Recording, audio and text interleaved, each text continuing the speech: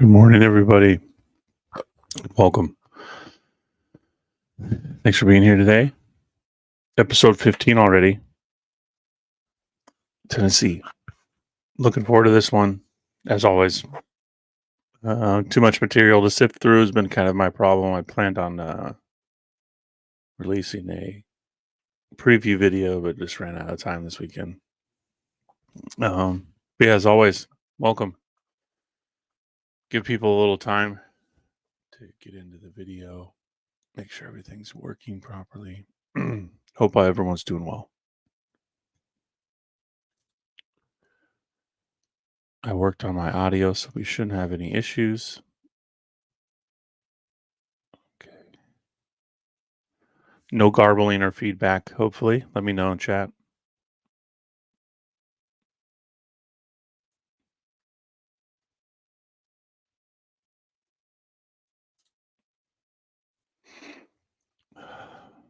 And thanks for being here this early.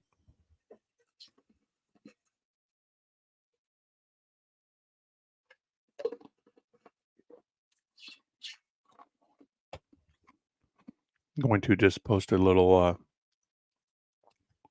image really quick. Let people get in here, finish organizing my presentation a little bit more.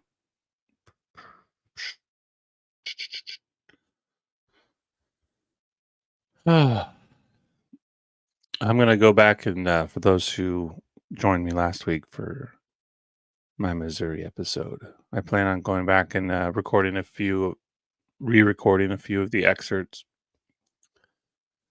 Quite a few people have requested that. Especially the underground, what the people building the bridge found under the Mississippi River. And yeah, that's definitely worthy of a full revamp video. That was really irritating. But yeah, as always, welcome. Thanks for being here. We're going to jump into just some old Twitter posts, and then we'll get into the articles. Again, I try to filter it down by my favorites. I probably have 200 minimum posts on Tennessee, and try to find kind of a good assortment. The usual stuff for me: buried villages, caves, relics. Things that kind of destroy the historical narrative, so to say, of today. So yeah, let's just flow through Twitter here for a little bit, give people some time to get in here. Yeah, I don't want to jump too... It's not quite there yet.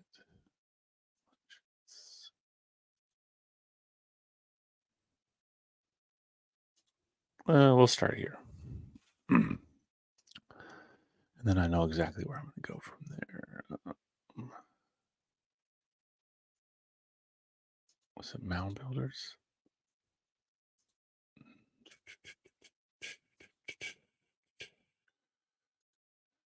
All right. American Mummies, 1815. Again, you've heard me say this before, but there's like kind of a dead spot in newspapers. 1800, 1805 to about 1830. It's there's not a lot to talk about. It's pretty interesting. You can see that there was definitely a drop in the amount of... I don't know if it's necessarily the amount per se of newspapers publishing material, but the material that I naturally look for is almost non-existent. And again, you have this very interesting transition. East Coast newspapers go back to the 1700s. And even though we're well aware that there were very advanced, so to say, types of civilization in the western part of America, it was nothing like this, the quote unquote European types existing east of the Mississippi, and thus the records are vague, right? And whatever the event or several events, the most recent, we'll just say the most recent, that occurred and absolutely devastated the western part of America and left it rather desolate. There were plenty of parts that weren't, but overall, west of the Mississippi was that's where the most blatant markers of recent cataclysmic events still show on the surface.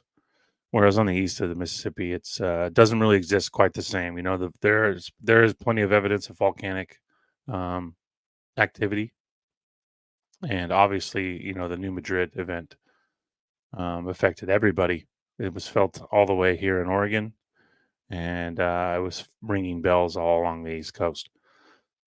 So, and I have a video already in the works for that. I planned on working that into my last video, the Missouri episode, but I didn't even get any time to talk about any of that. So, we're going to talk a little bit more about the phenomenon in the skies, the comet that was seen overhead for over a year in 1811 leading into 1812, and the effects that was having on mountain ranges, animals, the sun. The sun changed colors when the comet appeared closest, things like that. And I'm sure some of you are familiar with the um, kind of the firsthand accounts of what was happening on the Mississippi during There was quite a few earthquakes. There were several. I think there was like 15 or so. But the day of the four main quakes, I have probably my favorite firsthand account of it.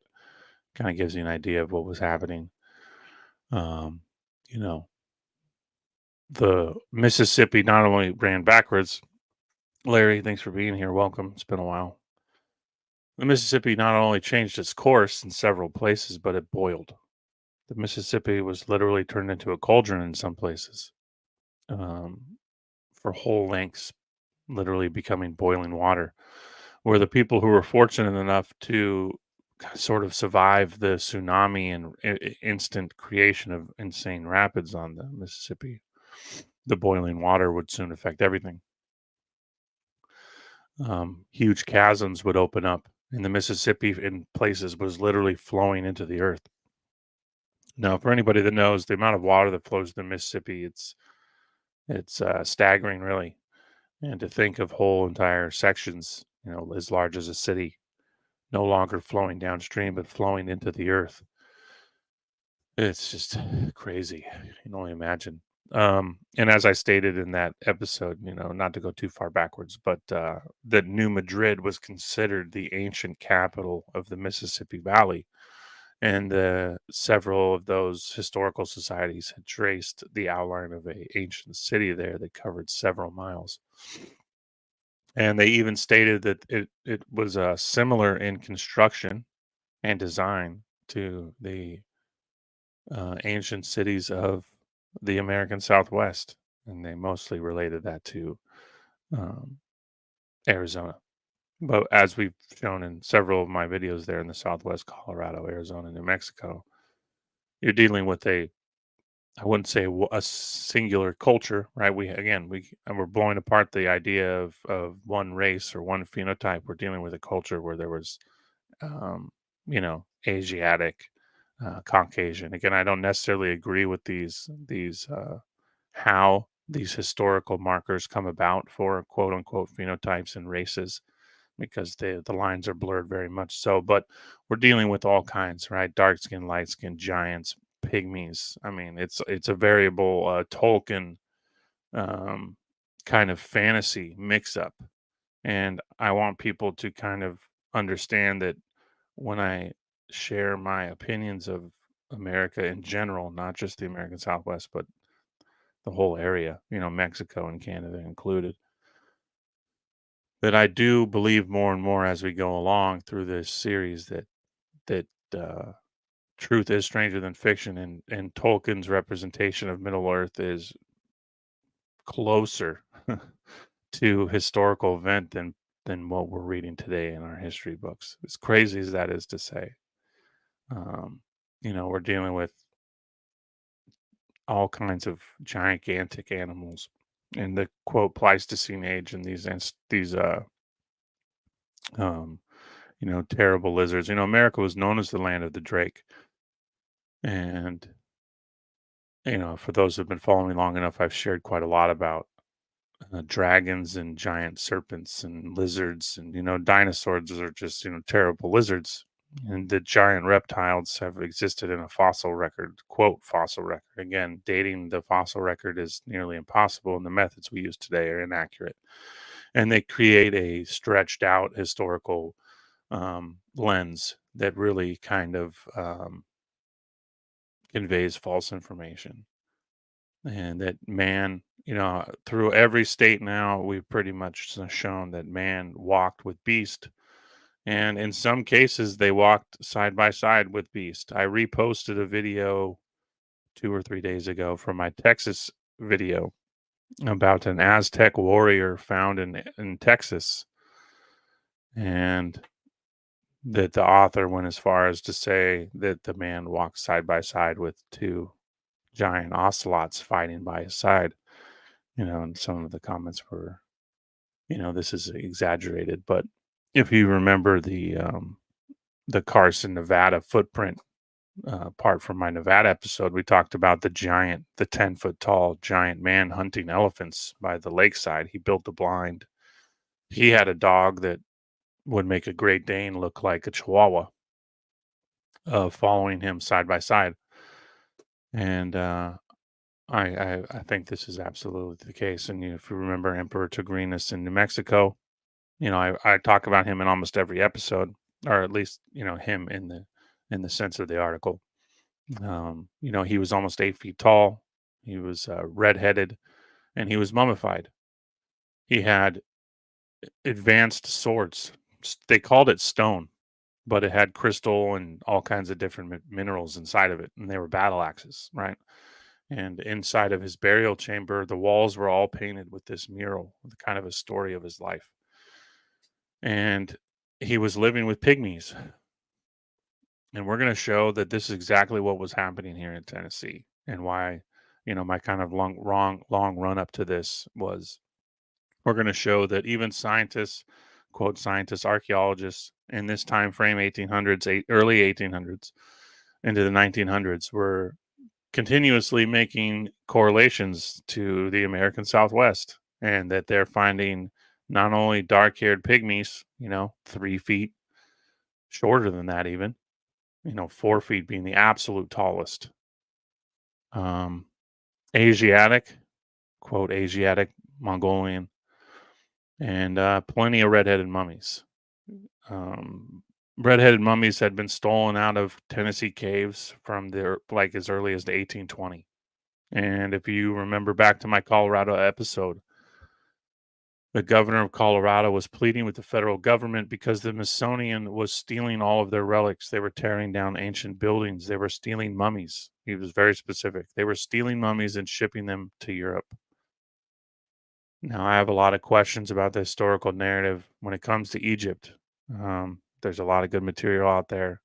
Maybe someday I'll get around to putting together some of my own opinions and material about it. But the history of Egypt as we know it is built on a lot of false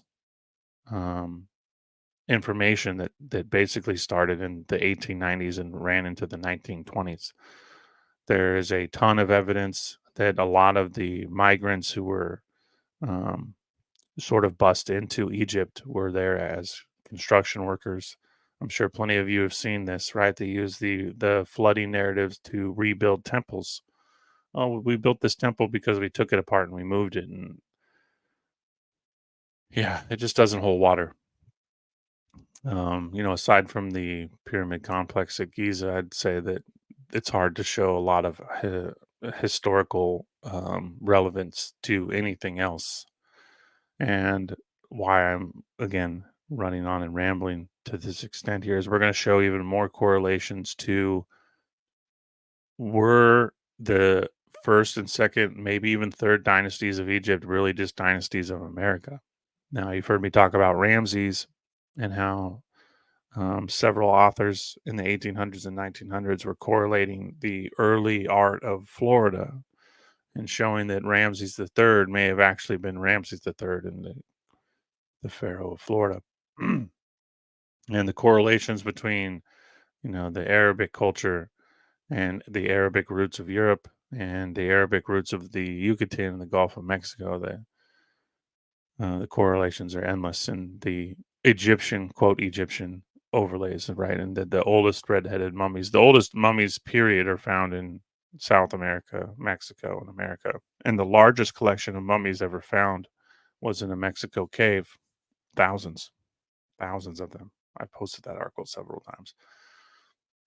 So yeah, let's read this article here. We'll go through a few more. I'll stop rambling. Part of my problem, as always, is that I tend to talk too much. 50 people here. Thanks for being here. Good morning. Appreciate it. Everybody means a lot. Hope you're enjoying the series.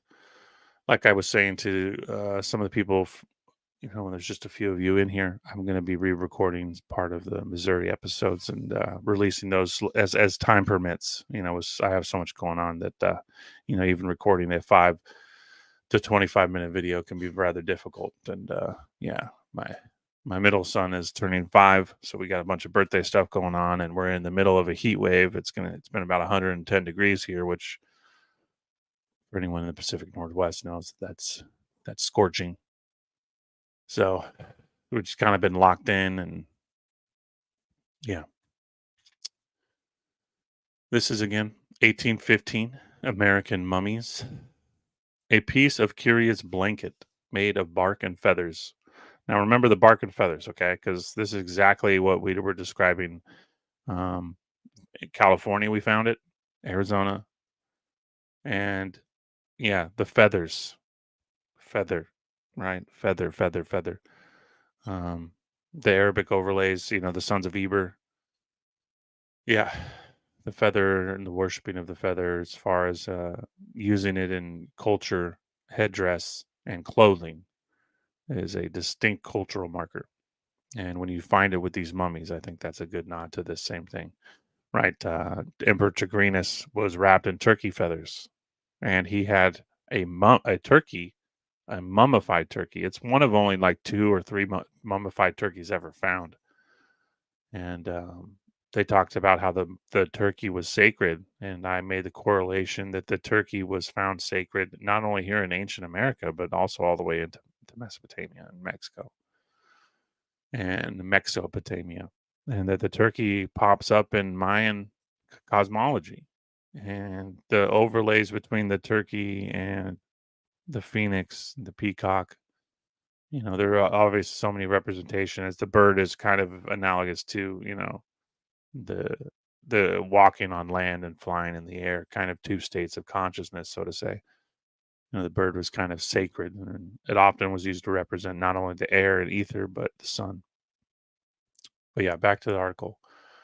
In which enveloped a mummy found lately in a cave near Caney Fork, a branch of Cumberland River in Tennessee, was recently presented to the Raleigh Museum in North Carolina. The mummies of an adult and a child were found in a Cooper's cave in a good state of preservation. They were each deposited in a blanket of neat wicker work, first prepared for admission by having the knees drawn up and firmly strapped to the body. This is just like Emperor Tigrinus, the redhead found in New Mexico. They were enveloped in 4 of those blankets, and the whole then wrapped in a bark mat. The feathers, which were well preserved, were not those of the Indians. The eyes were blue, and the hair was fair. It is said that the mummies preserved the same way have been found in Mexico. Again, the correlations with the red-headed mummies, again, they've been found all over the world, but they have predominantly been found throughout South America, Mexico, and North America. And that specimens of the blanket similar to this have been deposited in Pellé's museum. These facts have given rise to new and more probable conjectures concerning the people who constructed the fortifications seen in many parts of the Western country. Now, this is important. You guys have heard me talk about some of the oldest articles mentioning, quote, star forts in these large buildings. I have an article called Who Built America? Who Built Ancient America? Our video I definitely say check it out. Um, they were coming across these forts in the late 1700s, early 1800s.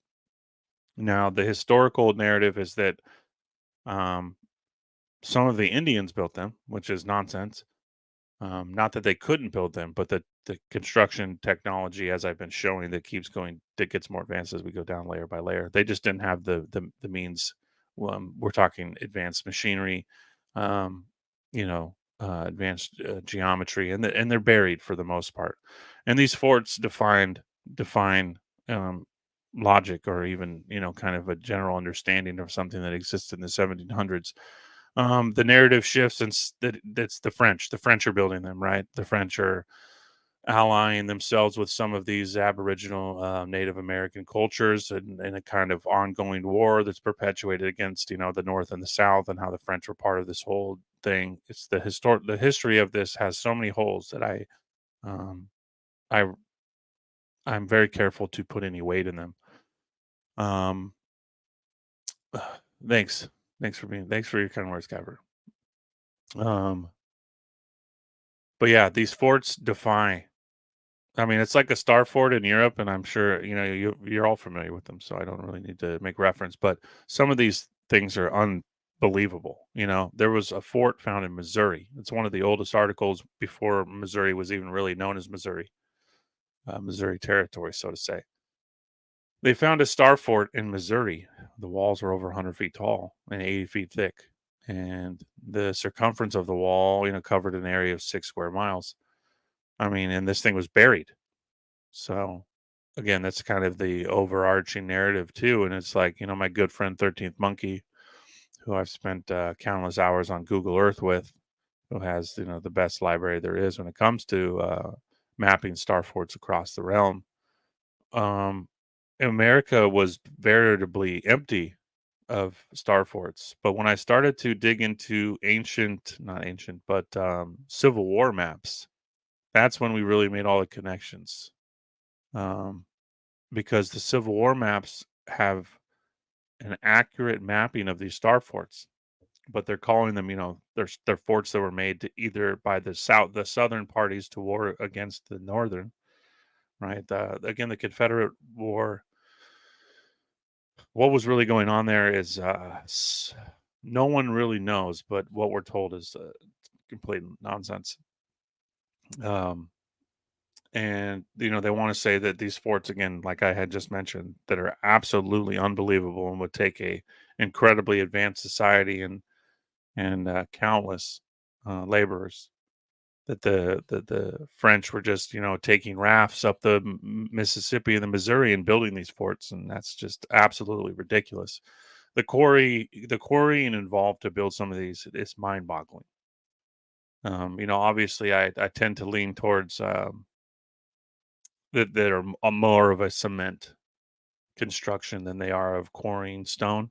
There's definitely room for both, but for the most part, it was geopolymer. I would say they're using the sand and the material right outside of their construction to build these things. But anyways, so as this guy mentions, these facts may give rise to the new and more probable conjectures concerning the people who constructed the fortifications to be seen in many parts of the Western country. Now, I couldn't agree with him more. And if you go back to for those in the chat who haven't seen Anomalous America, New Mexico, you don't have to watch the whole thing. You can just watch Emperor Tigrinus video.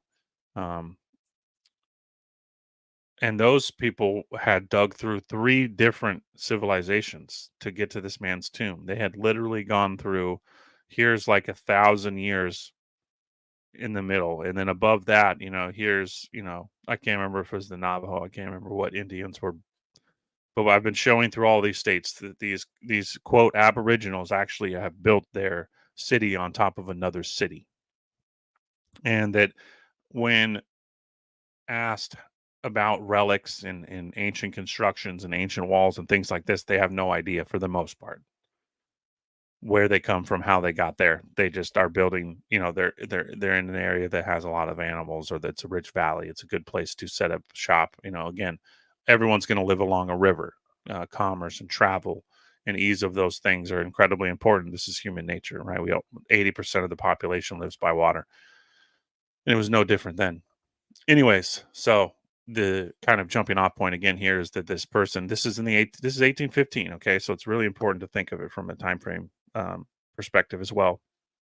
They're finding redheaded, blue-eyed mummies in Tennessee, um, just like they're finding and going to find, right? Because explorations, as we know them, didn't exist really, at least on paper or in newspapers, in the west of the Mississippi in 1815. It just wasn't happening, and if it was, it was very hush hush, right? And the Lewis and Clark expedition and the Louisiana Purchase. There's just too much nonsense going on. As I invest more time into these alternative kind of understandings of history, like Napoleon makes less and less sense to me and seems absolutely like a fable character created to describe a war or a cataclysm of some kind or several, or a war with a cataclysm of something like that. But yeah, I wanted to start there. It's a good jumping off point. We're going to go from there. I want to read my Scythian. Okay. From there, we're going to jump into the ancient city of Cisco, Tennessee. Right, we're talking about ancient walls, ancient cities. Right, they want to attribute these to the mound builders, but as we've been stating, many of the Native American cultures said they were just burying their kings on top of mounds where other kings had been buried. In a time where their forefathers they have no actual um, description of their creation. And why the Missouri episode was so important is because they showed that not only were a lot of these mounds not burial chambers, they were buildings that they connected to an underground subterranean highway that connected all of these large mounds, that these large mounds were connected by tunnels underground, and that they had tunnels going in all directions. I mean, think of a culture advanced enough to not only build some of these big pyramids, because many of them are pyramids, to also then build giant tunnels underground and under the Mississippi River. I mean, the Mississippi River is a crazy thing. That's no easy feat. I mean, building a bridge across the river is no easy feat either, but a tunnel it's for the time frames that we're dealing with is ridiculous. And that these tunnels also ventured into the mountains. And as I've been saying for so long, these caverns are endless, right? The Ozarks, they mapped one tunnel system was 300 miles. That's just one. They didn't even include the branches that come off of that tunnel. That was just one system. I've correlated hundreds of miles in the Appalachian Range as well, and that I'm sure these tunnels connected this. Long back now, it feels like so long ago in the Anomalous America series when I did Nevada, we had authors correlating the subterranean worlds, and that I made the correlation that the deep underground bases, they line up all really nicely with these cave systems, and that so many of the cultures, right? You hear me reference the Aztecs and the Mayans, but there's it's endless. Even some of the quote Tartarian or Native American, whatever title you prefer, talk about the same thing as the Aztec and the Mayan, that um, we found our way from underground, and that there were 7 different cultures that all emerged from subterranean worlds. And yeah, it goes on and on. The cave culture and the people living in the subterranean worlds it exists all around the world. But yeah, back to this. So here's the inner citadel of the city of Cisco. Okay, this is a huge area, and I think there was like 30 mounds inside of this. Let's read the article. Apologize for okay. It looks okay on the stream. Where is the city of Cisco? It is a buried Indian city recently discovered in Tennessee and constitutes the most important remains of its kind in the South. It was a walled city with outer defenses measuring 6 miles in length, its citadels including 35 mounds of various sizes. So why this is important is, again, we're kind of showing that these weren't just burial chambers. Definitely they were in some cases, but in many cases they were huge, huge structures that are buried, and that these mounds that exist today that are still mounds, I guarantee you They're like ancient pyramids. They're ancient buildings. You know, when they found a mountain in Colorado. I've referenced this all the time because it fits so nicely with, you know, my kind of developing theories on these mounds. They found a mountain in Colorado. And when they started digging, they're like, oh, it's a mound. And then they got farther and farther and farther and farther and farther. And they said, this entire mountain is a building. The entire mountain was a building that had been covered by some event, volcanic ash, mud, clay. So it wasn't just volcanic ash. It was several things. Could it have been a flood and then a volcano? Uh, Definitely possible. There's evidence to show lava flows that are then covered by silt and clay, and you know, obvious markers of a large wave. I've covered enough caves now that show you that animals and man were shoved into these caves and buried under 10, 20, 30 feet of clay and silt. And again, the correlation showing you that man was buried with, alongside mastodons, saber-toothed tigers, lions, hyenas, rhinoceros. These kind of out of Africa theories and African animals, they existed here, and the fossil records are oldest here, which is very strange, right?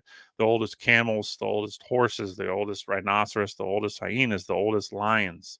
And these lions are even bigger than the African lions in some cases. Wolves that would just blow your mind. Some of these wolves are you know, 8 feet at the shoulder, 8 feet at the shoulder, standing on all fours. Imagine how big this wolf is on hind legs. It'd probably be, you know, 15 feet tall. And that again, going backwards to the Nevada article with the Carson footprints, the 10-foot giant hunting elephants by the lakeside. His dog was, they estimated, probably 300 pounds and likely to be 5 feet at the shoulder. I mean, it's huge, huge, huge, huge. Everything gets more advanced and everything gets bigger as we go back in time. And we're not talking millions of years, right? We're talking, you know, thousands perhaps. Again, that's an important thing to understand. And that these, quote, terrible lizards um, were living alongside man, certainly.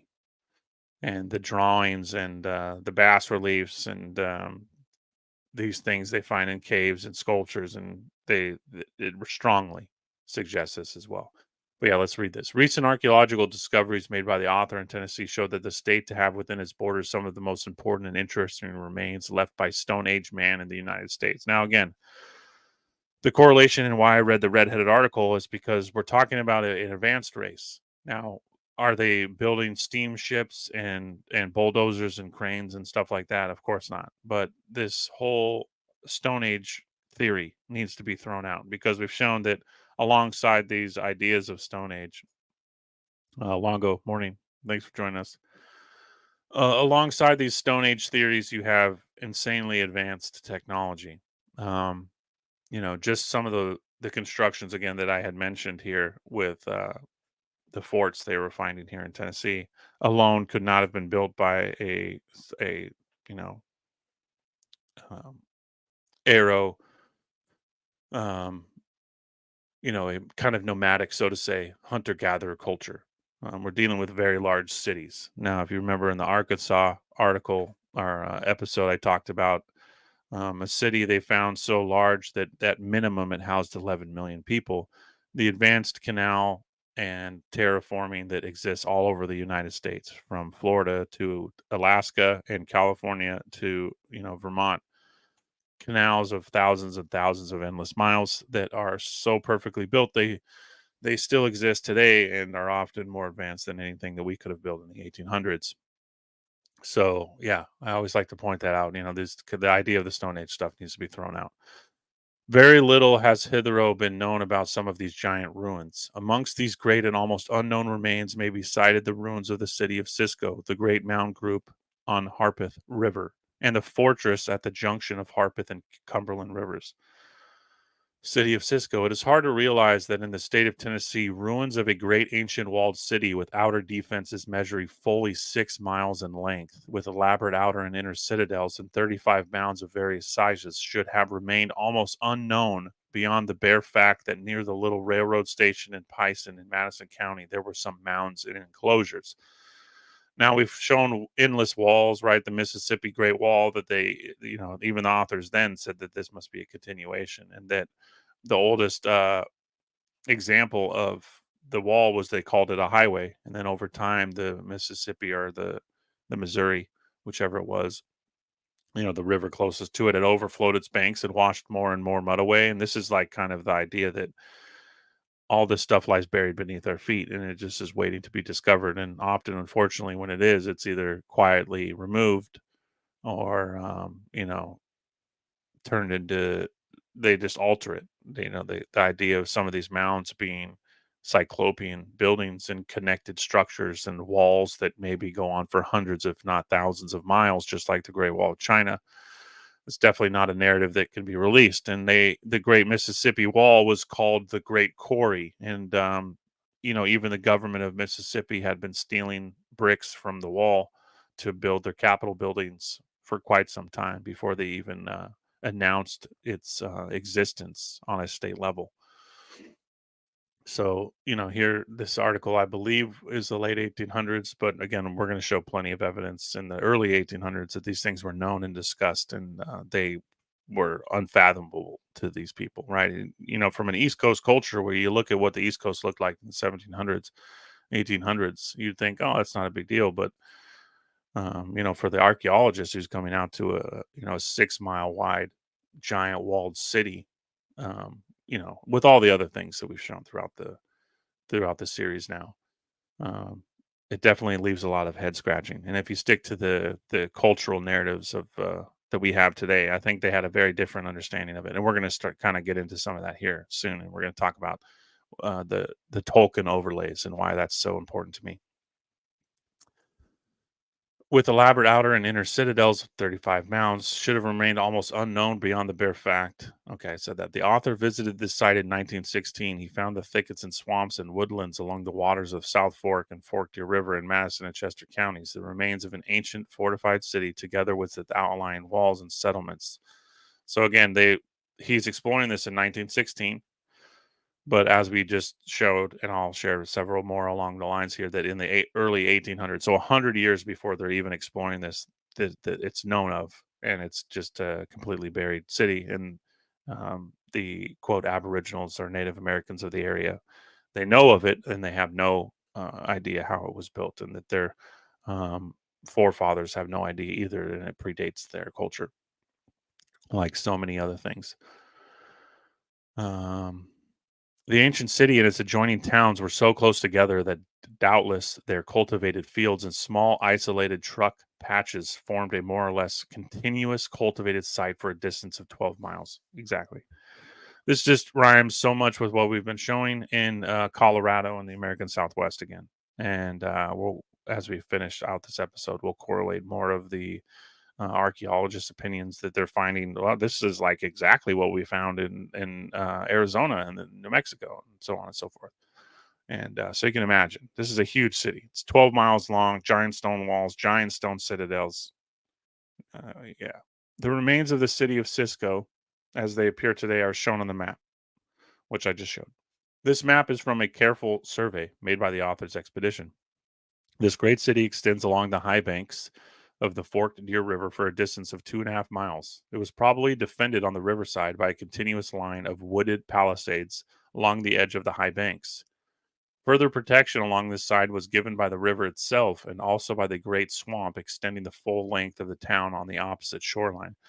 Now, if you remember back through Mississippi and Missouri and Arkansas, now the authors kept coming across these quote bayous or swamps, and we're saying over and over and over again that these are just remains of very advanced construction, and that due to some event, the swamps were created from a cultivated either agricultural area, lowland, or some kind of canal flooded plain that was related to, again, these advanced city states. When you find a city of this size, you guarantee it's not only is it along a river, but there's going to be really, really advanced waterworks, huge canal setups, huge mercantile correlations, right? Huge docks, um, jetties, all these things exist, and that they were making the correlations between the bayous and the swamps being remnants of these, and that they unfortunately were either flooded or something happened to them and they were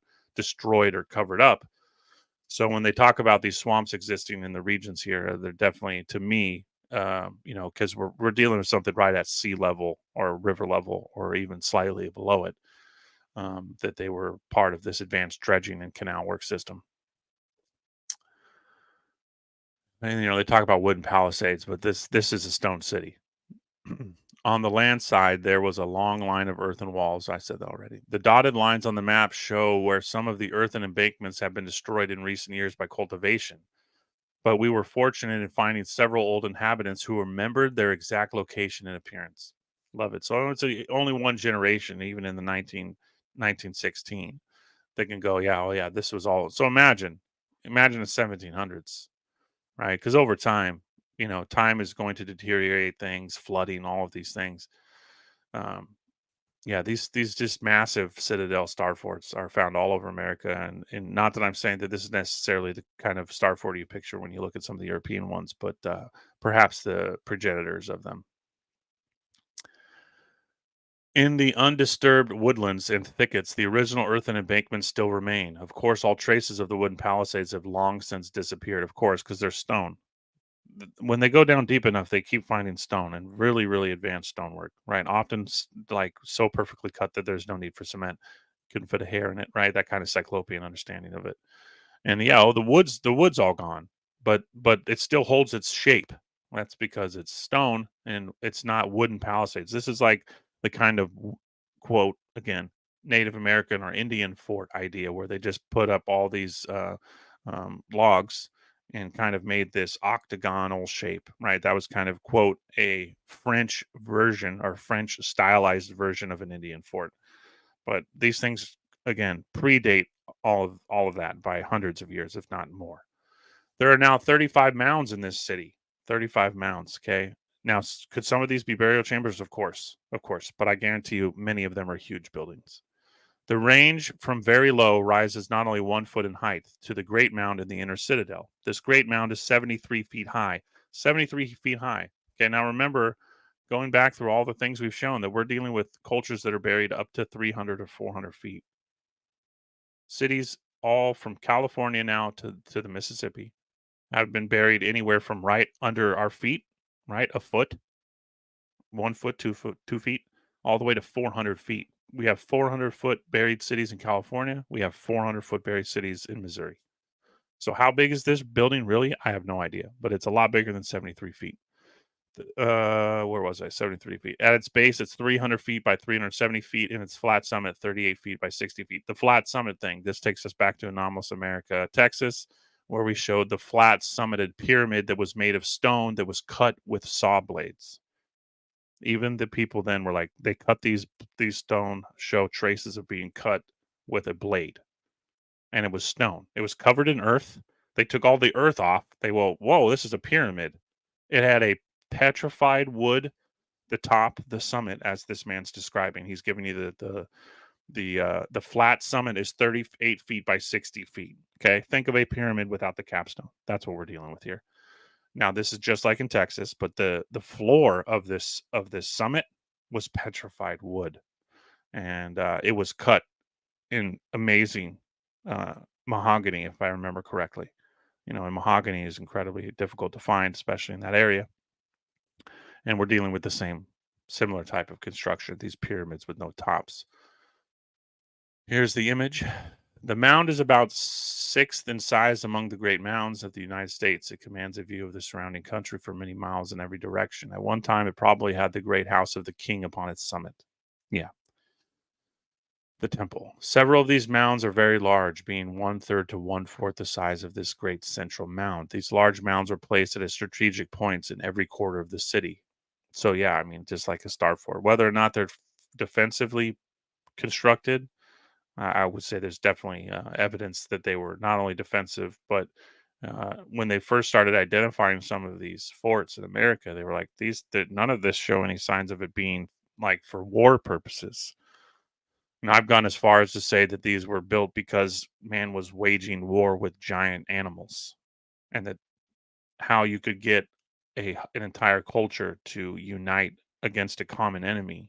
For me, it wouldn't be man versus man; it'd be man versus beast. And one just needs to look at the again Emperor Tigrinus video again to show that here you had these little pygmies who essentially worshipped this red-headed giant and made him their king. He was killing the monsters that had been eating the pygmies. Now we can take the pygmy story all the way into Papua New Guinea. I did a video on the giant. I'm forgetting its name. There was a giant monster in Papua New Guinea who was running through pygmy villages and eating them whole and carrying them off. And I think these things existed in Americas too, and that they again in his funeral, on his walls, they painted all the kind of war stories of this man who was killing these monsters and defending the pygmies, and they made him their king, and they worshipped him essentially, worshipped him, loved him, who knows what. Let's not make a religion about it. It's not about religion, and that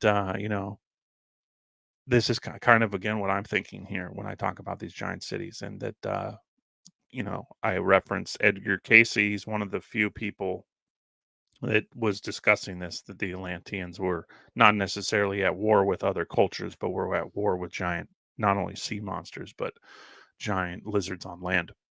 There is abundant evidence showing that this city was the central city and a capital of a large region, and it had a population of several thousand and was built by some conquering king. I think these cities are all related, right? You get Starford and a Starford and a Starford and a Starford, and again, one doesn't need to go very far down the Mississippi to find cities that housed millions of people. This is just like Arizona. The canal systems there defy explanation, and they must have housed or provided water and irrigation for a crop that would have supported, who knows, 100 million at least. I'd go even farther than that. And again, the correlations that exist between these two cultures being similar and having exchange with each other. Again, we're talking about advanced mercantile exchange, right? That's what we pointed out in the Missouri episode and the Arkansas video. And it's no different up here, right? We're getting into Egypt, Little Egypt, Cairo. And we're going to show why I think this is the original Egypt. This fortified city was occupied only for a short time after it was completed. The conqueror king was overthrown. His stronghold was taken and destroyed. It was left desolate and never afterward occupied. I don't believe this for a second. I think there was a cataclysm of some kind. Why would you take over something like this and never occupy it? If you are a warring tribe, you're going to take over these areas and hold them to maintain the area that you're conquering. And obviously, again, the fact that this thing is buried. They weren't buried by a culture; it was buried by an event. Ancient trails leading from city of Cisco. Author discovered an ancient trail which led from the city of Cisco in a southward direction to another old fortified town near Bolivar, Tennessee. At Bolivar town, the old trail forked. One prong led westward to the old Indian crossing of the Mississippi River at the mouth of Wolf River in what is now Memphis. Yeah, key. From this Memphis crossing, the trail led to the ancient Indian towns of Arkansas. Again, these highways, these ancient highways, I've talked about them a lot. I've shown a lot of examples of them, mostly in Mexico, but obviously I believe they existed up here in huge quantities. I've shown that a lot of these giant walls were big enough to be highways. This reminds me of the idea of the Great Wall of China as being a highway in a inhospitable land, right? And that it was a way of getting minerals, who knows, all kinds of mercantile commerce out of Central Asia and to the China Sea. And I would think no differently of this. The other prong, I read that ancient Indian town of Pontotoc near the present white town of Pontotoc, Mississippi. So just think of this highway. This highway's huge. And I'm sure it wasn't just dirt and mud. From Pontotoc, it led via Columbus, Mississippi, down the higher lands west to the Tombigbee River to the ancient towns around Mobile Bay.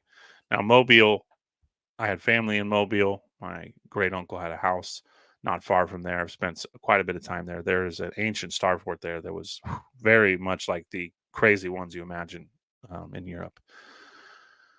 From the city of Cisco, another trail led eastward, crossing the Tennessee River near the present Johnsonville. From thence on, the great mound group of Harpeth River at mouth of Dog Creek, and thence to an ancient town. So then this goes on to this is where the article ends for me, just to keep it in the Tennessee stuff. But this goes on to show you that these fortresses, these stone fortresses, are all over Tennessee.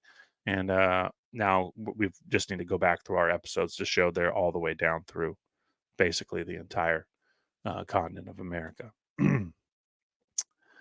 From there, what to next? Sorry, I want to save the Buddha shells. I want to do the Scythian article. Okay, let's read this one since we're in the general vicinity. Work of the mound builders. This is 1890. A most remarkable find has been made on Jolly's Island at the mouth of the Hiawassee River. Hiawassee River. That's no coincidence. For those that are familiar with the Hiawatha, the Hiawassee River is, sacred river.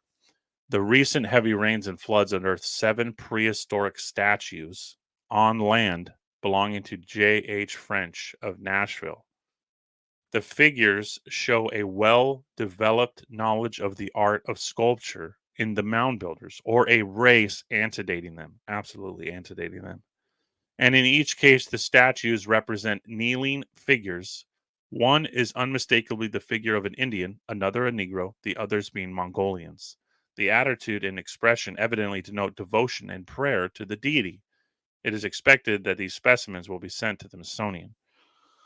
So, a flood reveals what was once buried, and it's advanced sculptures of, again, why we keep talking about, phenotypes and race and division. You find them all. They were living in all of them, just like Tenochtitlan and these kind of stories of Atlantis that all quote phenotypes and skin colors were living in these city states together. And it's correlated again to it advanced 1 or 2, perhaps even 3 levels of civilization removed from our own. Oh, we talked about that one. I want to share this one. You know what? We're just going to jump into this one since we're talking about ancient races. This was going to be my preview video for this Tennessee episode. And I'll clip this into a shorter video for those that are interested. Expect it out in the next few days because I already made a thumbnail for it. And my thumbnail is pretty cool. I think you'll like it. I'm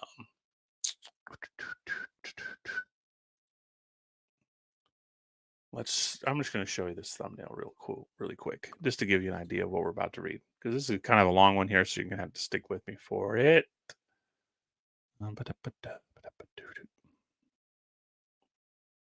Hope everyone's enjoying the episode. 113 in the chat. Thanks for being here. Thanks for joining me. Hope you're enjoying the information so far. Just wanted to show this real quick. This is the thumbnail I made. Ancient Tennessee, Tolkien's real Middle Earth. Yeah, y'all know I love Tolkien. Going through the Silmarillion right now with my 9-year-old. Read that when I was probably 12, so it's pretty cool to kind of have kids and get to go back through this stuff. Here we go. Back to the article. Again, this is Antiquities of Tennessee, 1820. Okay, 1820. I love the really old ones. Finding juice back then, it's tough. It is. It is. Believe me. The percentages are very, very small beyond 1850. The quote gold rush. I do believe that something else happened in the 1840s, 1830s. Because again, stuff is very scant in that time frame. But yeah, this is a long one. Okay, and remember what I showed you on the thumbnail is Tennessee, Tolkien's Middle Earth, and why this is applicable here to this article. On the farm of Turner Lane Esquire, 5 miles southeast of Sparta, on the waters of the Canny Fork of Cumberland, and on other farms adjacent, have lately been found small graves sunk into the earth from 1 foot to 18 inches below the surface. They are about 10 inches broad and 18 inches long, having a flag limestone rock at each of the ends and sides and covered with the same species of rock. In these graves are found skull bones about 3 inches in diameter, nearly sound, and other bones being proportionably small. Between 200 and 300 of these graves have been discovered, In every tomb yet opened was found a small black earthen pot, about 1 pint in capacity, containing a small conch shell, decayed, of a gray color on the exterior and red within, and a transparent as this species of shell is usually found. The pot was unbroken. It exhibits numerous white speck of round, shiny particles. It is a matter of striking curiosity that there is not to be found in the neighborhood of this place any limestone of the same species with that of which these tombs are constructed. In the vicinity of the place where these graves are found, there are the vestiges of a large town having parallel streets extending east and west. The land they are upon is covered with a large timber, as any in the neighborhood. The sutures of the heads of these skeletons, are closed and as sound as solid as other parts of the skull. So basically, I don't know if he goes on to correlate that, but basically the sutures of the skull, right? This means that we're dealing with an adult. So this is a very, very small person. If you were listening closely and hearing me talk about pygmies and stuff, you're going to see why. This is the sutures of the skull were closed. This is an adult. You know, the sutures stay a bit spread open with gaps as the child's brain grows and the head develops rather quickly. And that slows down quite a lot in the teenage years, and by 20s, or and again, we're dealing with different types of human, quote unquote human, and quite different skeletal structures for all of these people. But that's an important thing to keep in mind of. And Mr. Anderson's 2.5 miles in a southwesterly direction from the farm of Mr. Lane were found other skeletons of the same dimensions, in tombs constructed upon the same plan of a similar material. One, at least it is said, was observed to have teeth in all the bones belonging to the human body.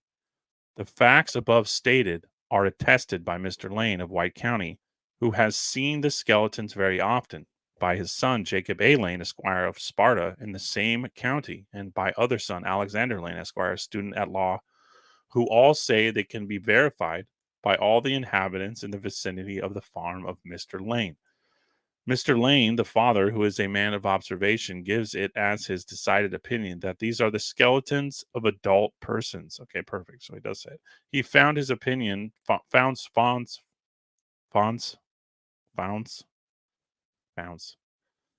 his opinion on the solidity of the bones of the heads, like he was stating with the sutures above, and also upon the fact of the sutures of the skull being entirely closed and solid. Perfect. So I just talked over myself there.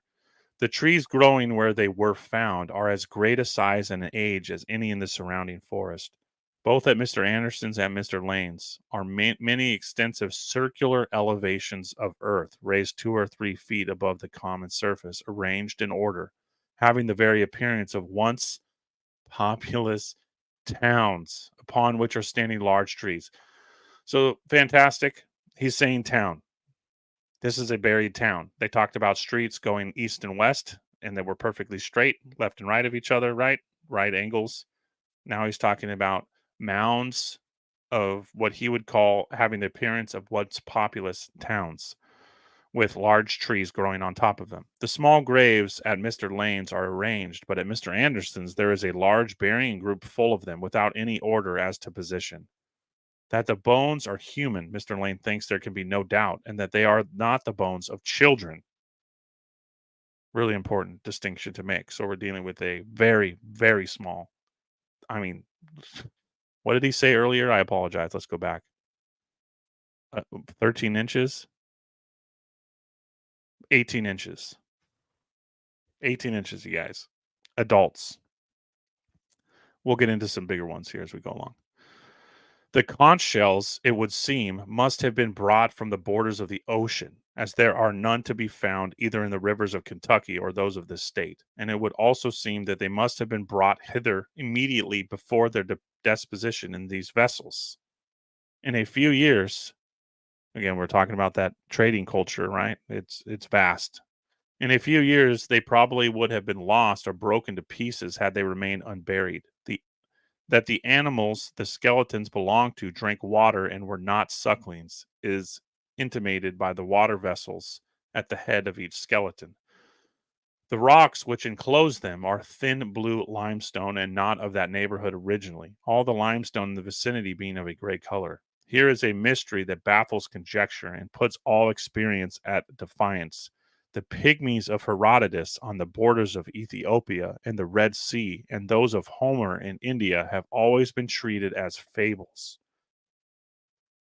Now, I've shown that it was America called Ethiopia. There's definitely evidence for it. Did Solomon and have was the story of Solomon here in America is definitely possible. There's a lot of very interesting overlays. Now, the Red Sea was also the Sea of California, or Baja was also called the Red Sea. You go back on old enough maps, and India is India, or America is India. In fact, North America is India superior, and India, as we know it today, a separate India inferior. I've also shown maps that call the Mississippi Valley Cathay, and the areas west of the Mississippi are labeled Land of the Pygmies. I've shown this map several times, and that Chicago was the capital of Cathay, the White City. Now, Chicago was called the White City, and Peking's also called the White City. Lots of interesting overlays. At this day, we must outstrip credulity itself to believe in a real existence of pygmy men. How could a nation of pygmy men, not exceeding 18 inches in stature, build habitations, clear the forest, cultivate the soil, defend themselves against the ravages of the hawk and the eagle, the wolf, and the panther? How live in a world of giants, such as are mentioned by ancient writers, when the size and age of men, bearing a just proportion to each other, far exceeding those of present day? So they're talking about, the 10-footers that I've mentioned several times. The remains of a gigantic race are not more than 7 miles from the bearing of these pygmies. Their skeletons are not shorter than 7 feet, frequently above it. Figure and imagination one of these skeletons covered with muscle and distended by ordinary repletion. Place him on the side of the largest man of present day, and what would he be? What would his comparative appearance? The place where the larger skeletons were buried is covered with trees of no less magnitude and age than where the smaller ones are found. They are therefore brought to a simultaneous existence, or at all events to periods not very distant from each other. Was the smallest child of a giant of a size of diminutive as the small skeletons? Now, they already stated that these definitely weren't children, that these pygmies, now as they're saying, were living side by side in the same era as these giants, who the giants at their shortest were 7 feet, often far taller. Did the Samoyed of America, whose common stature does not exceed 4 feet, and whose female, it may be supposed, is still of inferior size, come hither from the northeastern coast of America in company with the people of Scythia, remarked by all writers of antiquity for their monstrous size? This is really important. Did they come here with the Scythians? Ooh. Let me know in the chat what you think of this article, because this is just one of my favorites. That in their passage through the neck of land, which is supposed connects the two continents together, those Scythians dragged with them some of the dwarfish nations of the northeastern America, whose descendants are now found living within the Arctic circles, and that these small skeletons are the relics of the pygmy race, who posterity, by the general warmth of a milder climate and the plentiful diet which it affords, have returned to the stature with their immediate ancestors lost. So what they're trying to say is that the climate somehow has supported them to grow into larger people. And this is ridiculous. Again, we've shown that as you go farther back, the things become tropical. So we've migrated away from that. We're not getting closer to that. But these guys are trying to hypothesize some way of answering that these people weren't already here, or that they don't ever already have some kind of cultural establishment, that they're not migrants. The Scythians and what the Scythians represent, they absolutely have a foothold here, going back thousands of years, not one generation, right? And how incredible is it, again, that when we talk about layer by layer, that these people are found not far below the surface? Obviously, we're talking about a people predating the quote Native Americans, and possibly a culture predating the mound builders, or right alongside them. It's hard to say for sure because not all parts of the country are affected in such catastrophic ways to show huge delineations and surface level changes and so on and so forth. So don't know for sure, but they definitely predate um, the Native Americans, as we would call them. And the Scythian overlay is really important because we're going to make more correlations as we go through this to the Scythians being here in Texas and that are Tennessee, and that they were uh, intimately connected with these advanced constructions. Where was I? Chilling. So now they're talking about that the colder climate chilled the blood, diminishing the fourth of circulation and rendering their supply of food precarious and unwholesome in the lapse of a long series of ages, reduced their primitive bulk. That's how he's wanting to describe how these pygmies became so small. Now that's ridiculous because some of the oldest pygmy cultures in the world are found along the equator, so that doesn't hold at all, at all. Right? The pygmies that we know of today that are still, you know, functioning and have a culture, that are found all along the New Guineas, Papua New Guinea. Um, it's like 90 degrees year round, so and they have plenty of food. That has nothing to do with it. But this guy's postulating. He's ending all these with question marks. He's just like, how do we explain this? Because he's just dumbfounded. If this be so, the women and the ungrown children of the first immigrants, although beyond the age of infancy and not yet arrived at maturity, might not have been of larger dimensions when clothed with flesh than is indicated by these skeletons. Just imagine how you would feel as an anthropologist, archaeologist, scientist in this time period in the 1800s, and you're finding full burial plots of people that are 18 inches tall. They're adults. You can't say, oh, they shrunk because it was cold. It's ridiculous, right?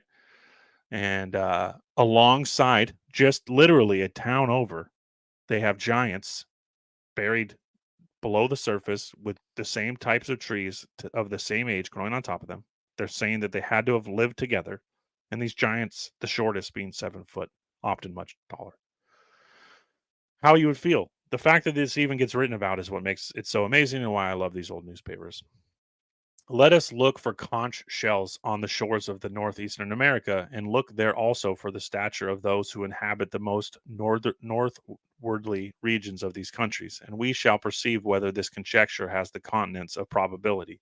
And if not, then let it be owed with candor that many are the unsearchable ways of providence, absolutely unexplainable. At least, basically, what he's saying is that, yeah, our history has no evidence of these people. Interesting, isn't it? You know, the Catholics have removed a lot of culture. And I've been saying for quite a long time that the pygmies existed in great numbers here in America, but I've never had a really great substantiation like this one, where they're this small, 18 inches. That's incredible. That's insane. But indeed, a conjecture may be offered before we leave this subject, which in some may possibly be worthy of attention. Okay, this is also, how could it get better? Well, it's going to get better. The Egyptians in ancient times worshipped a great number of animals, among others, the ibis, the hawk, the cat, the dog. Now I've shown, uh, Kudimeo has shown, shout out Kudimeo, that the ibis, the hawk, the cat, the dog, the cultural representations, not only Egyptian, but have their Mayan footholds as well as Aztec, are of creatures that existed and were more than likely the original representations of these creatures here in America. In whatever family a cat died, every individual of that family cuts off his or her eyebrows. But if a dog died, the whole family shaved their head, and in fact, every part of their body. The cats, when dead, were carried to sacred buildings, and after being salted, were buried in. I can't read it. I'm sorry, it's blurry. Were buried in this something behastes. Of the canine species, the females were buried in consecrated chests, which ceremony was only observed with respect to the John Human, Herodotus, something something. Now we've shown the correlation between the dog and the cat, and the overlays with the Mayan culture is pretty nuts. And everyone, not everyone, but for those who aren't familiar, there's plenty of material out there about how the Egyptians held the dog and the cat sacred, and the domestication of animals, as I've shown historically, is found all throughout here, the American Southwest, American West, East, everywhere. Mexico, especially, and South America. Mummified cats, mummified dogs, they exist all over the quote Americas. The Hindus say the Abdothis pay honor and worship less or more solemn to almost every living creature, whether quadruped, bird, or reptile. He then gives a long list of the worshipped animals, being with the ape, including the dog and other animals. The ape is the class of animals which receives the highest honors. The striking resemblance which the Hindu remark between this animal and man in exterior appearance and physical relation was the first cause of the great reverence in which they held him. The worship of the great ape, Hanuman, extends over all the territory of India, and especially among the followers of Vishnu. His idol is everywhere seen in the temples and other places frequented by the people, and it is also frequently found in the woods and under thick trees in desert places. But particularly where the Vishnuites abound, the favorite idol of Hanuman is found almost everywhere. The sacrifice offered to it usually consists of the simplest production of nature, and in parts frequented by apes. Devotees are often seen who give them part of their food and consider it a meritorious deed. The skulls and other bones described by Mr. Lane may be the bones of sacred animals, buried by a superstitious not dissimilar to that of the Hindu and Egyptian. Now, here we have a man who's saying, oh my goodness, no, not only were these pygmies buried. So, what he's saying is that there was a jar. I don't know if you missed it. There was a jar of ashes and bones buried at the head of the pygmy. Okay. And in that, they were finding animal remains. Now, he's correlating that perhaps these different, and they were all different. They were birds, they were dogs, they were cats, they were monkeys. So now he's correlating it to, man, the only other people that do something like this are the Hindu races and the Egyptian. Should this conjecture be found worthy of adoption, the evidence of Hindu ancestry will have attained a degree of strength almost too stable to suffer resistance. Of course, yep. Again, India's superior is where? The animal, whether ape or monkey, and the conch shell may have come from the Gulf of Mexico. Cumana, or the waters of Orinoco, and the adjacent countries, whether it is probable they came from the Old World. No, this is the Old World, with the superstition which defied them. So the sedulous anxiety manifested for their preservation, the care taken in their burial to provide a certain species of stone for the coffin, and for their future accommodation, a water vessel and a dipper for circumstances which must have proceeded from some inviolable and indispensable religious injunction, the very same, perhaps, which governed the conduct of the ancient Egyptians and of the ancient, intermediate, and present Hindus. Powerful. Thanks for sticking with me. That was a long one, but man, worth every second. Now, what is he saying, right? We'll sum it up real quick. He's saying we have pygmies no taller than 18 inches, buried in advanced stone coffins with funerary stone,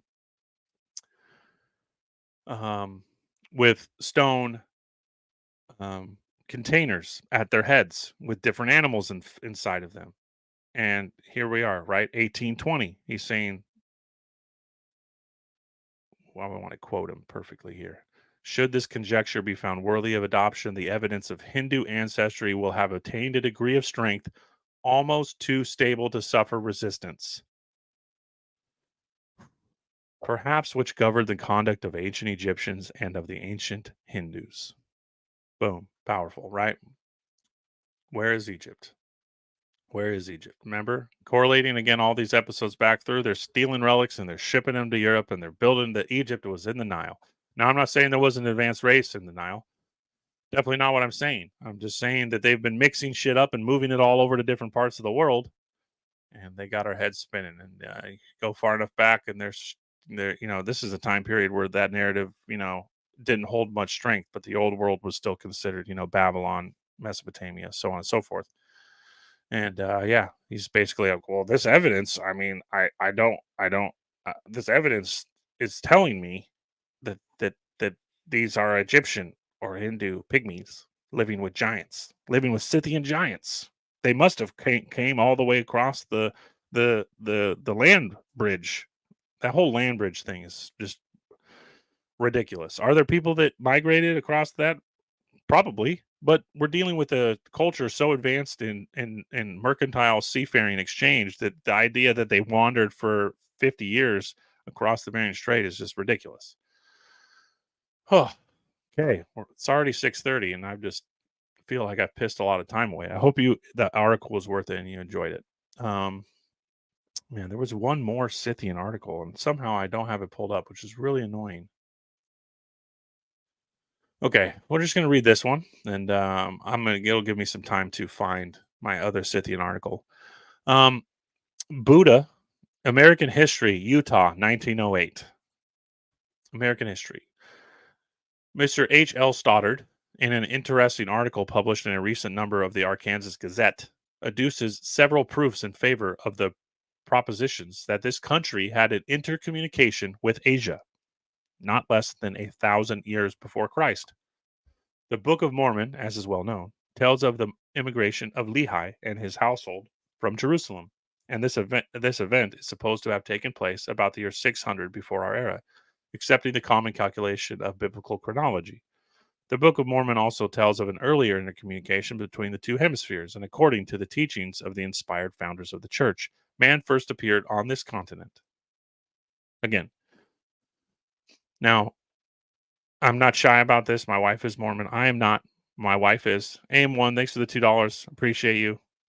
Every penny counts. It means a lot. I hope you love the material more than anything, but your donations, they really do. They really do help out. I wake up early um, to get these things out for you guys, before anybody else wakes up because during the day, it's pretty much impossible. Again, going backwards to what I said, the Mormon history is incredibly interesting. And when you look back at, quote, Mormon history, I've talked about this endlessly. Um, it goes far beyond what we know of as the Mormon Church today. A Mormon, Moorish man. I've shown already when I did my Utah episode the obvious, blatant Arabic correlations between Provo, Utah, first being called um, the pilgrimage. They called it Mecca, and Arabs from all over the Southwest, Arabs, got on camels. I'm not kidding, proven. Got on camels and rode to Mecca, Provo, Utah.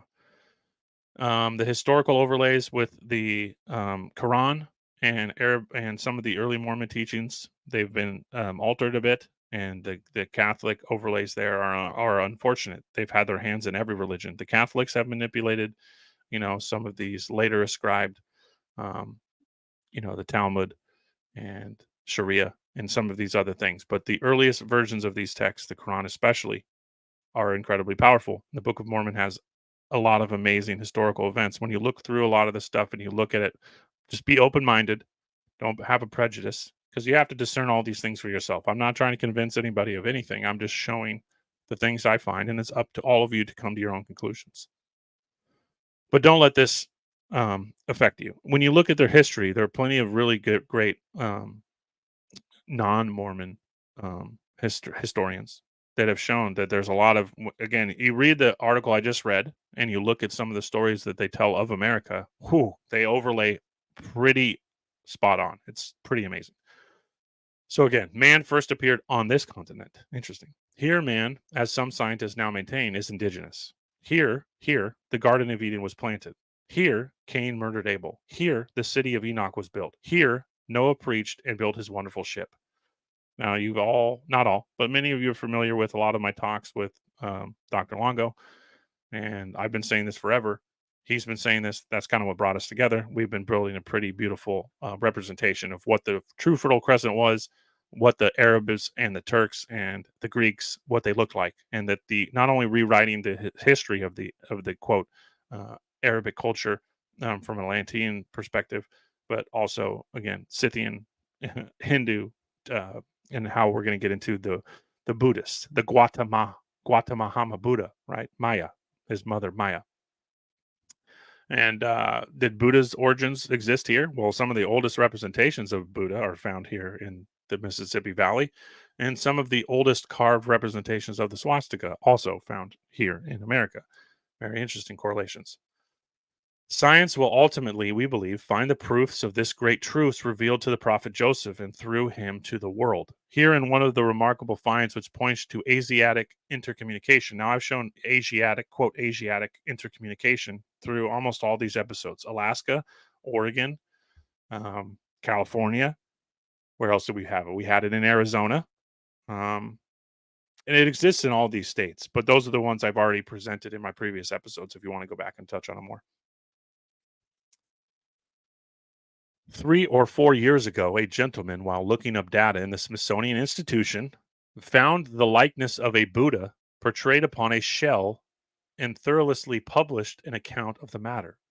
This shell had been found many years before in Toko Mound in Tennessee by Cyrus Thomas and had been suggested, as all other evidence is, that it is in conflict with the theory advocated by the complacent coterie. So he's saying that it was sequestered. Again, let me read that again. This shell had been found many years before in Toko Mound in Tennessee by Cyrus Thompson and had been sequestered, as all other evidence is, that is in conflict with the theory advocated by the complacent coterie, or the kind of the people writing the narrative, right? Another likeness of Buddha was found in a mound in Georgia. Also, Buddha statues in the Yucatan representing the represented. I'm sorry, it's blurry. The representation of the Tia Kia Ta Cook have been found in Cusco, and also by Clarence B. Moore of the Academy of Natural Science of Philadelphia with exploring the Black Warrior River Mound region in Alabama. Cuts of which are shown in his late volumes, Certain Aboriginal Remains of the Black Warrior River. We showed a little bit of that in the Alabama video when we showed some of the interesting symbolism found on the pottery. Referring to the specimen shown in his book, an eminent authority states that it seems to be a representation of the well-known Korean symbol represented upon their flag, the yin yang, another name for Tia Kia. He said this, however, subsequent to an article published in the American Antiquarian, and failed to give the author of these articles credit. Oh, yeah, but still, again, that happens all the time, right? But the most important thing I highlighted here in yellow, that, this has all been sequestered because it doesn't fit the theory advocated by the people in charge. And those article illustrations are given to show that the yin yang or Tia Kia, swastika, sun symbol, serpent symbols, as well as the Greek fret, have been found in the mound regions in the Mississippi Valley, Yucatan, and Peru. Just the correlations there, you guys. Swastika, yin yang, and the Greek fret. These cultures are created from this original peoples, right? It's all from one. Think of the Babel idea, and you can kind of wrap it up into one big thing. Now, you can go as far as to take this into the Theosophy's idea of the root races. There's some things I don't like in that, but there's some really good stuff.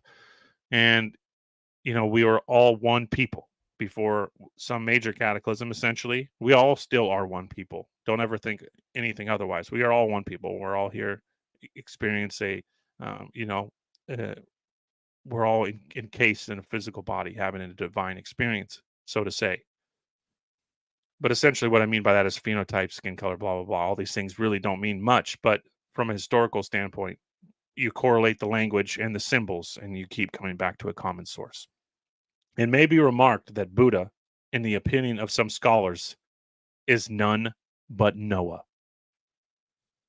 Boom. I've been saying that one for a long time. That correlates really nicely with Janus. This connects us with the India Superior, Vishnu, all of these things. Janus existed there as well. And Enoch, right? The city of Enoch, Noah.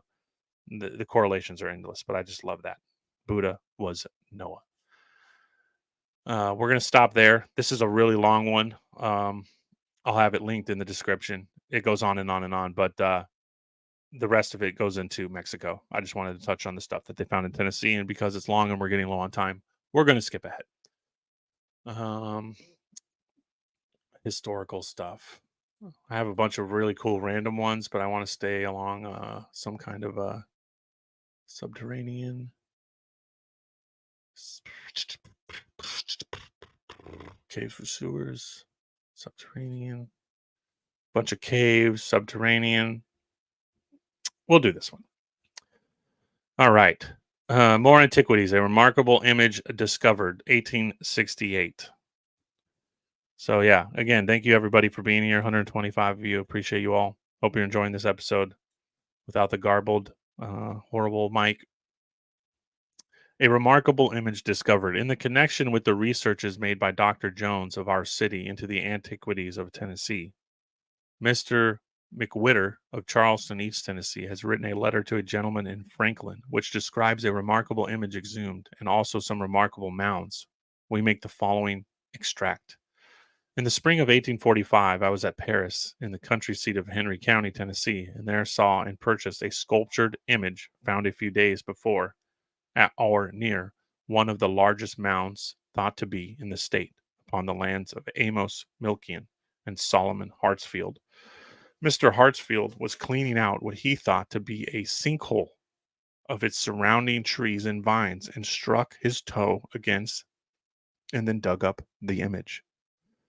There is a wall, rather in the shape of a horseshoe, a mile or two in circuit, some places so high as to be a barrier to stock, enclosing 2 square and 8 rectangular mounds. Think of the Cisco fort, okay? This is this is all he can see. Imagine how much is buried below the ground, okay?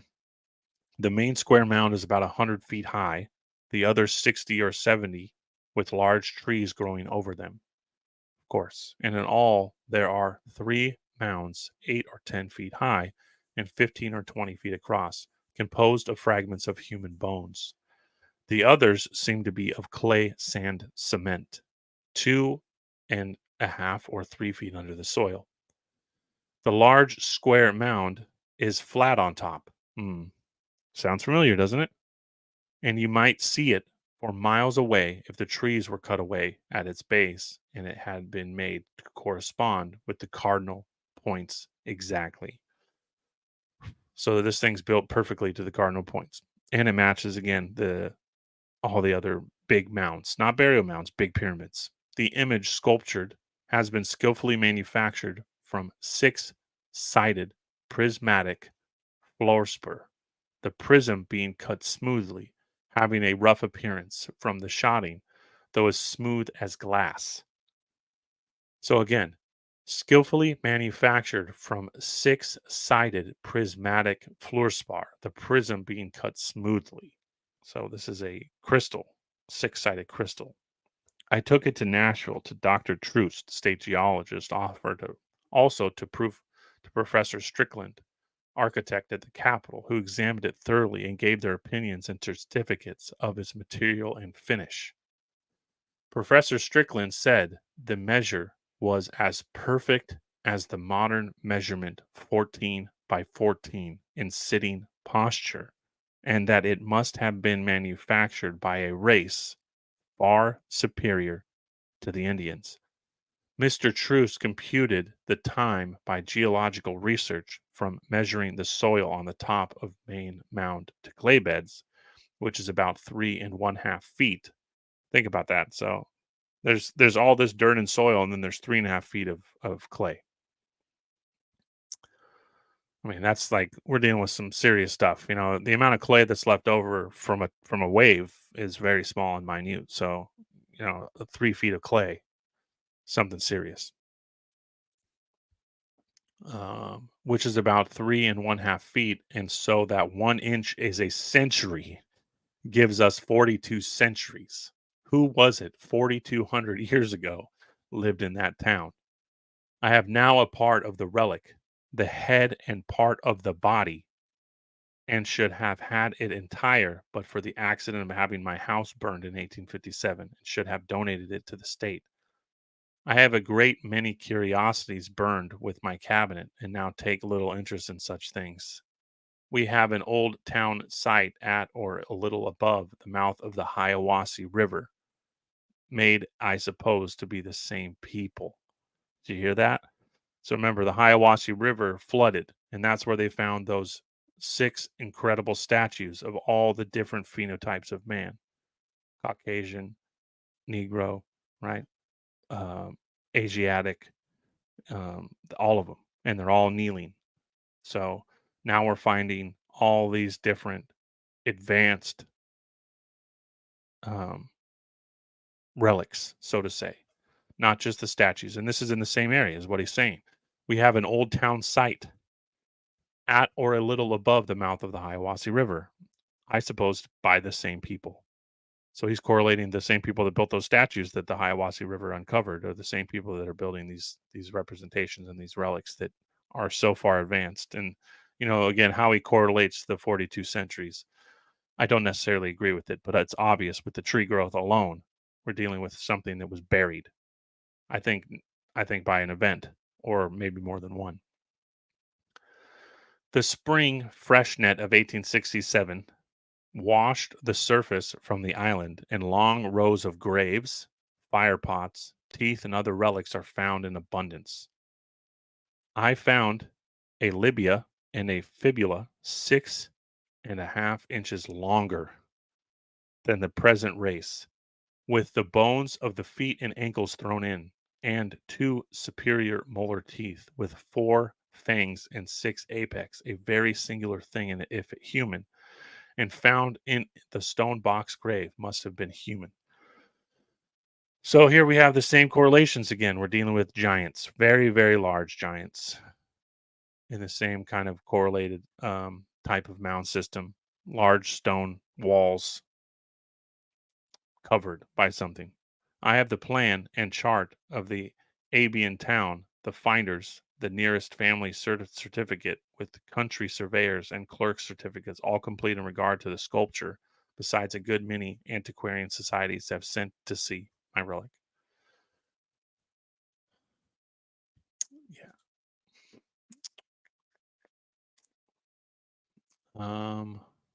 Got to be a little picky with the rest of these. So I want to finish off with caves. So let's kind of organize these a bit better. 1867, 1868. I think these are the same. Researchers of bones, a wonderful remains of an extinct race. Yeah, we'll do this one. This was what? Okay, remarkable image. So that was a little different. This one might be a crossover here, but we're going to give it a try. I know I had three that were from similar dates, but had different information in them. Okay.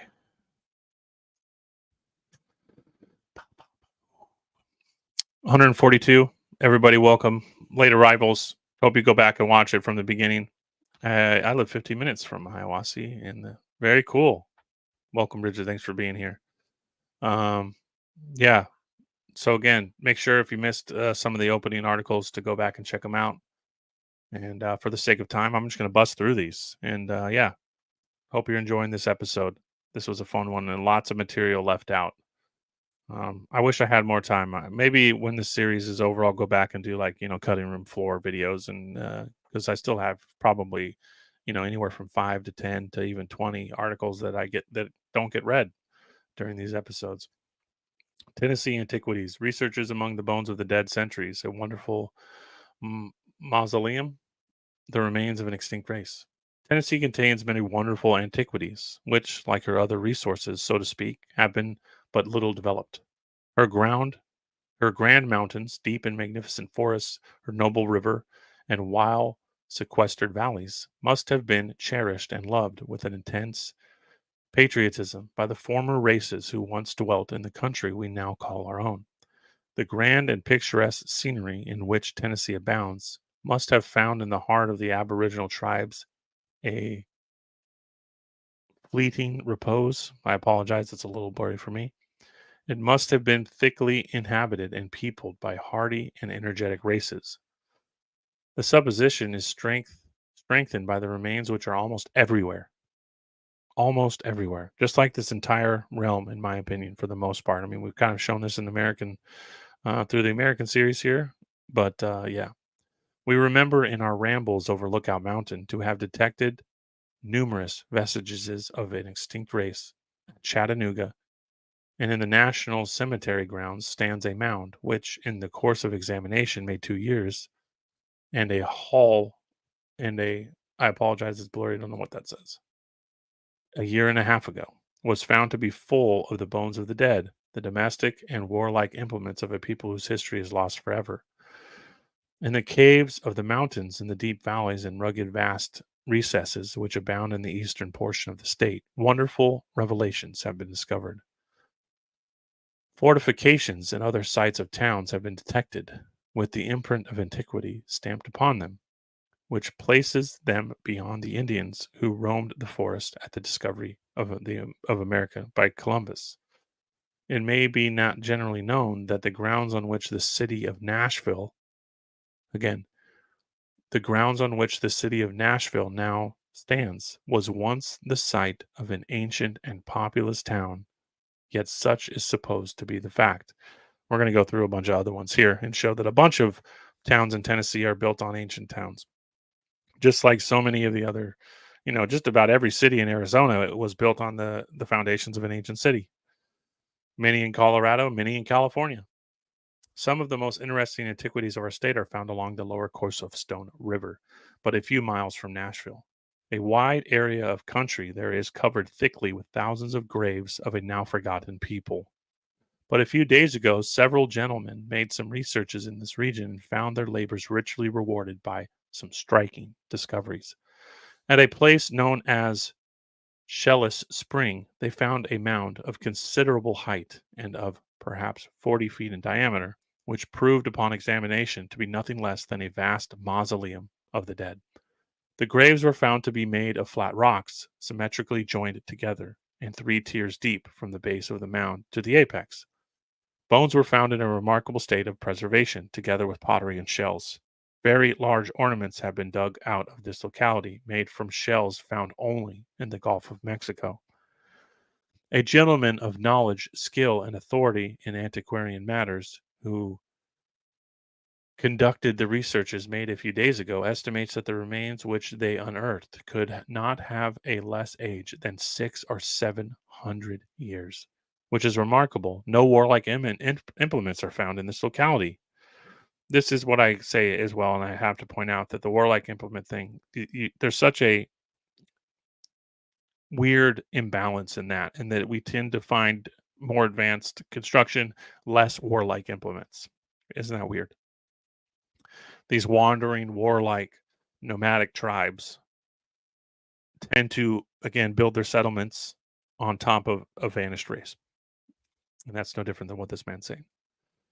And that the cities we call home today are standing upon ancient cities of previous races, which is inferred that they were a peaceful race and were probably exterminated or driven away by Indians. In one of the graves was found a beautiful little vase, which had been placed in the hand of the inmate of the tomb of the time of burial. Upon this little bit of earthenware was the model of a diminutive animal. The care which these people took of their dead shows a high degree of humanity. We learn that other investigations in this section are to be made ere long. The field is currently rich. One of the antiquarian. So before we get too far, I want to read. See, I knew I have. I just somehow I'm like didn't have everything pulled up here. Let's get this reorganized. I have a really good one. Melungeons sinking American Buddha. My apologies. Give me a second here. I have another mummy one that I want to show that correlates strongly that America is Egypt and that the Mississippi is the Nile, as I've been saying.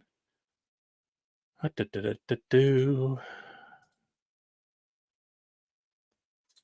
What?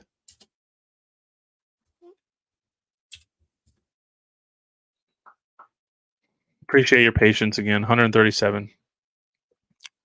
Anyone that's just joined, welcome. Here we go. This is the one I wanted to show.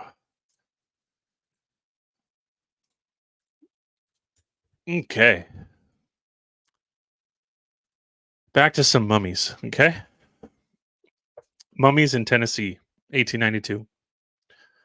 They were found in a cave and are similar to those of Egypt. Hmm. Two prominent citizens of London County, Tennessee, while hunting in the mountains, discovered a cave containing well preserved mummies, similar in every respect to those of Egypt, and a large trunk or case bound with brass, sealed in several places. Upon being opened, it was found to contain several leather cases, also sealed. The largest was opened, and a roll of parchment found covered with Hebrew characters. The relics were deposited in the vault of the First National Bank of London, and the Smithsonian Institution was notified, of course. And then you never found anything like this again. Reverend Dr. Tucker, pastor of the Presbyterian Church, translated one of the manuscripts and finds it to have been written by Menkara, high priest of the land of Kem. It contains reference to hidden treasures which the writer says will be needed for a great war. The story is stranger than writer Hagar's most visionary efforts. Now, on digging up more on Menkara, right, it'll lead you to this. Menkara was an ancient Egyptian king of the 4th dynasty during the Old Kingdom, who is well known under his Hellenized name, Mykerinos. So he's more known under his Greek name. Interesting, right? According to Manetho, he was the throne successor of King Berkius, and according to archaeological evidence, he was almost certainly the successor to Khafre. Now, I just wanted you to see this, okay? I'm gonna go look up. I'm gonna hope I can find this. So if I can't, I apologize ahead of time. You should see how they found his statue, okay? Remember, I was talking about that they were taking all kinds of relics to Egypt. This is written about in the 1800s. I may not be able to find it. Ankara. Look at this. I know you probably can't see that. It's horribly small. Let's find a better one. I shared this many years ago. But this is how they found it. This is the original image. I know you can't see that very well. Let's see if I can just. They're all on Pinterest, which is really annoying. National Geographic. Oh, of course. So, anyways, this is how they found the statue of Menkara. I mean, it just doesn't make sense. To me, it feels much like they just buried it. They just stuck it in a hole. And it's found in the same time frame. When you look into um, Britain moving um, statues and temples, the Brits in the early 1900s were moving all of Egypt. They were rebuilding it, quote unquote. You can find tons of evidence of this. There are lots of videos on YouTube. A lot of people in this kind of niche of the quote Tartaria, whatever you want to call it, have done videos on Egypt being a creation or like a stage, a false prop. And there's tons of evidence of this. And this rings most true to me. That I bet you, I just have a feeling that again, this Menkara, this mummified Menkara, found in a tomb in Tennessee. Again, this region is known as Lower Egypt, even to this day. This was the original seat. and these things were just transplanted, right? And here you have a clipping from mid 1800s saying they found a mummy and a roll of parchment with Hebrew characters. Now, what's interesting is when you look into Hebrew in the 1800s, 1700s, um, it's pretty amazing. Again, the Egyptian overlays between so many cultures. Again, this connects nicely with the Mormon stories, the golden tablets that Joseph Smith translated that were most closely related to Micmac, which again is almost identical to Egyptian. And the Arabic, quote, Arabic overlays with language there are endless. And that, you know, Etruscan, Arabic, Finnish, so many originally were written right to left, Asiatic, Chinese, and that they changed it and they inverted all the languages. And inverted Arabic is Latin. It's almost identical. I've talked about this before as well. So yeah, along these same time frames of history being moved and geography as we know it being completely manipulated, the languages were fucked with and so many other things. So definitely, this one was in the back of my head and I almost forgot to bring it up somehow. I didn't have it on my tab here, so I apologize for that. This is a good one. Again, making the correlations between the Hindu races, quote, Africans in America when they're not supposed to be. The Melungeons. This is from 1894. A strange people who live in the mountains of Tennessee. It is not generally known that in the mountains of eastern Tennessee there lives a class of peculiar looking people whose origin is wrapped in mystery and who are called by the whites Melungeons. The legend of their history, which they carefully preserve, is this. A great many years ago, these mountains were settled by a society of Portuguese adventurers, men and women, who came from the shore of Virginia, that they might be freed from the restraints and drawbacks imposed upon them by any form of government. They made themselves friendly with the Indians and freed, as they were, from every kind of social government. Now, so we have Melungeon Portuguese adventurers. Are we talking about Moors? And what are Moors? Who are Moors? What's the classification there? They made themselves friendly with the. Okay, I said that part. My apologies. And uprooted all conventional forms of society and lived in a kind of delightful utopia of their own creation, trampling upon the myriad marriage relation, despising all forms of religion, and subsiding upon corn, the only possible product of the soil and the game of the great forests. They intermixed with the Indians and subsequently with the Negroes, and thus formed the present race of Melungeons. They are tall, straight, well-formed people of a dark copper color, but with Circassian features. They were privileged voters in the old slave days and accredited citizens. They are brave but quarrelsome and are hospitable to strangers. They have no preachers among them and are almost without any knowledge of a supreme being. They marry by established forms, but husband and wife can separate at pleasure without meeting with any approach or disagreements from their friends. They have but little association with their neighbors and are in every respect, save they are under the jurisdiction of the state government, a separate and distinct people. Definitely wanted to mention that one. Kind of let your minds wander with those. Man, okay, let's go. Let's go 20 more minutes, and I want to do the what lies beneath. We covered that one already. Let's do the cities. Okay. 144, great number. Welcome. Love you guys. Yeah, Robert pointed that out. Robert, thanks for being here. Scribbles, Christy, Lady, Kinfolk the Rich, Rogard, Bridget, Roger, Magpie, everybody else. Chattahoochee George, Brett.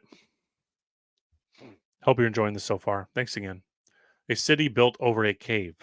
The Knoxville, Tennessee Tribune publishes an account of a curious accident which occurred the night before on Reservoir Hill, when a portion of the bottom of the North Reservoir dropped out, precipitating 500,000 gallons of water into hitherto unknown cavernous depths below. We visited Reservoir Hill yesterday and found the North Reservoir entirely empty and a great hole in the bottom at the southeast corner, just as described yesterday. The water had disappeared, and there was nothing to indicate the exact course it had taken. The hole seemed to be an opening between two ledges of limestone rock. In this case, the cost of making the bottom of the reservoir secure will not be very large. Yesterday morning, muddy waters was discovered issuing from a spring on First Creek in East Knoxville. Through this spring is half a mile from the reservoir. It is doubtless the outlet for a portion of 500,000 gallons of water which dropped into the yawning chasm of the mountain the night before. Of course, much of the water is yet in the subterranean vaults and will not run out. It is not generally known that Knoxville is built over a mammoth cave. It is doubtless a fact that there are natural subterranean passages beneath the city. Their extent is unknown, and it is uncertain to what extent their existence endangers the city or a portion of it. It is asserted that one subterranean passage beneath the city was several years ago explored to the extent of half a mile. It is also claimed that during the war, a refugee wandered several days in the caves under the city, traveling several miles in all. There is an entrance to a cave near the river a few hundred yards below Second Creek. This is said to lead into a great cavern under College Hill, and this is supposed to be connected with the mysterious vaults under the older portion of the city. In different locations in the older part of the city between First and Second Creeks, openings to the caverns have been discovered by the sinking of pits and the dropping through of the bottoms of cisterns. On State Street, in the rear of the Haiti House, is a cavern of unknown dimensions which was discovered when the foundations were being dug for the building. On the same street farther north, the same or other chasm has been dug into. On or near Union Street, not far from the market house, the bottom dropped out of a cistern a few years ago, and the water sunk to unknown depths. In the rear of the billiard hall, nearly opposite the Tribune office, there is a bottomless pit, or one which is very deep. A few years ago, the bottom dropped out of a cistern at Lamar House, and many of the guests were frightened for fear the hotel would sink into a chasm. Perhaps the first intimation of the hollowness of Knoxville's foundation was received a number of years ago when the bottom dropped from the cistern at the Franklin House. Yeah, so there are many of these. I don't have full articles pulled up for all of them. So that was Knoxville. Let's do a Nashville one, but you can say this pretty much for almost all of them. Pretty crazy, right? And they weren't just saying, they're not just dirty caves. A lot of them are. I would say perhaps originally um, shaped by nature in some way or another, but they eventually were covered with stone and brick, and that these tunnels went on and on and on. Just as we pointed out in the Missouri episode, these mounds are connected by a subterranean highway system, and I would say that these big cities are all incorporated in this because these cities are built on ancient sites, and these ancient sites are connected to this underground. Subterranean Nashville. Some months ago, we had occasion to write at considerable length various accounts of strange discoveries made in the immediate vicinity of Nashville and up the banks of the Cumberland as far as Stone River, showing conclusively enough that this vicinity must have been the site of a once large and magnificent city. It is now generally conceded by the few learned men among us, formerly, beyond the period of European records, a mighty race dwelt on this continent, and that vast cities and an immense population flourished on the hills and plains now covered with what we consider the primeval woods. Now, I couldn't think of a better article to kind of conclude this episode as a kind of buttoning up of what exactly we've been showing, that under these primeval forests, you're finding huge stone cities, huge mounds that are far more complex and are more pyramidal than they are.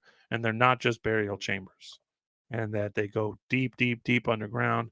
And that I strongly suggest that there is a subterranean system connecting all of these cities, and that the quote, deep underground military bases and chambers are takeovers of an ancient subterranean realm that existed for thousands of years. Where was I? Again, beyond the period of European records. I mean, that's pretty far, but we know it goes far beyond that because we've had so many that say when Europe was a infant, when Europe was in its infancy, America was at its peak. A mighty race dwelt on this continent, and that vast cities and an immense population flourished on the hills and plains now covered with what we consider the primeval woods. I know I said that already, but worth reading again. Nashville, in particular, is rich in the remains of the mighty race. 2 days ago, an adventurous student entered the cave which is known to run under our city.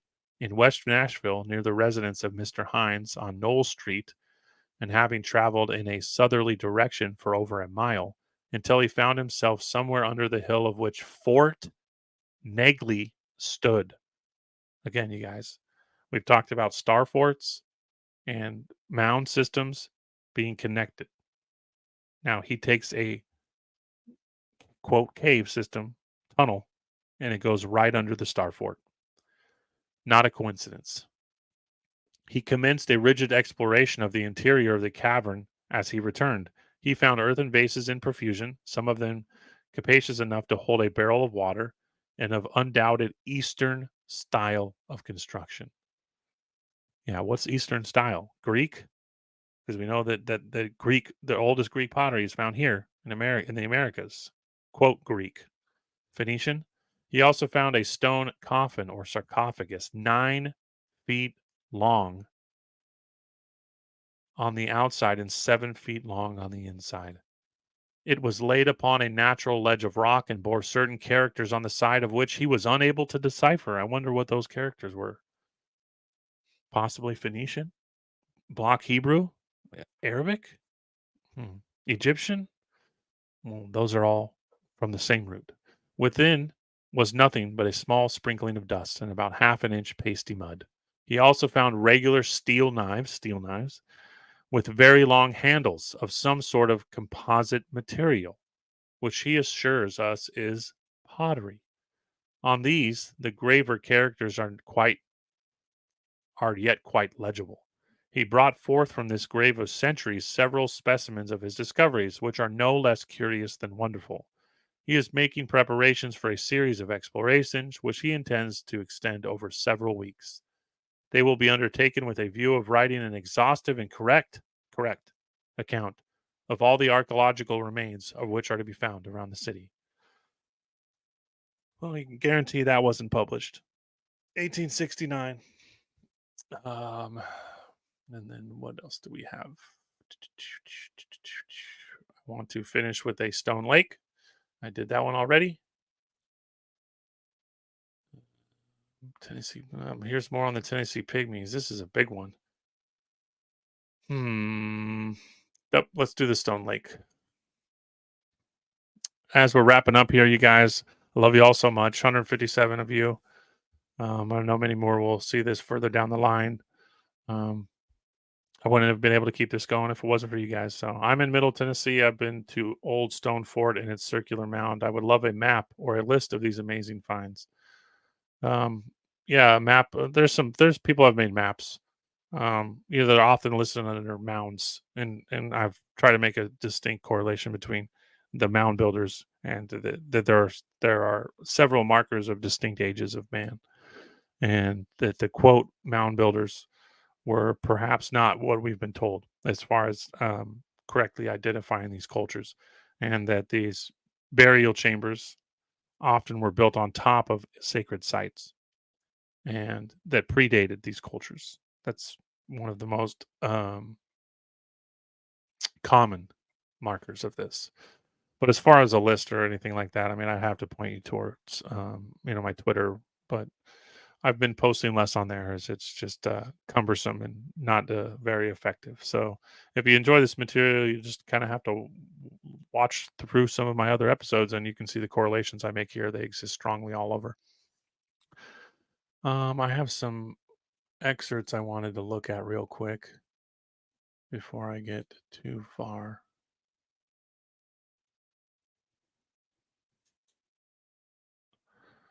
Give me 1 second, guys. I had a post I had made and I almost forgot to share it.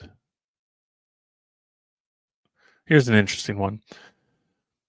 1882, ancient Tennessee. Ancient mummies are found in East Tennessee caves with sandals petrified to their feet. Timber in our forests disclose wounds inflicted near the heart with sharp edged tools long before Columbus quite wearing petticoats. Triangle shaped coins of unknown alloy of the date of 1215 are plowed up in our fields.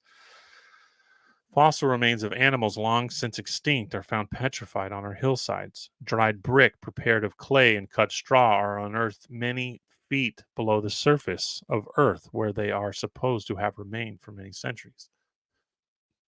I think this is the one.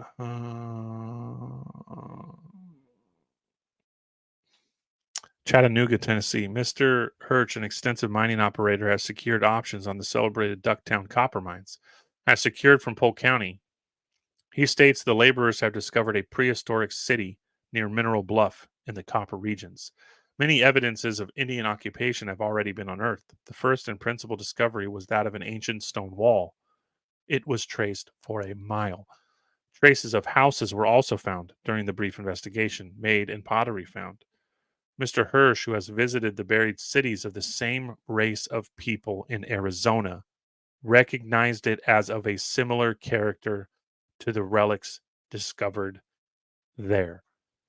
There is a tradition handed down from the Indians that there was here a ruined city and that the vast treasures had been found. The work of excavation will be continued. Again, the tradition is that there was a ruined city. So they came here and there was a ruined city.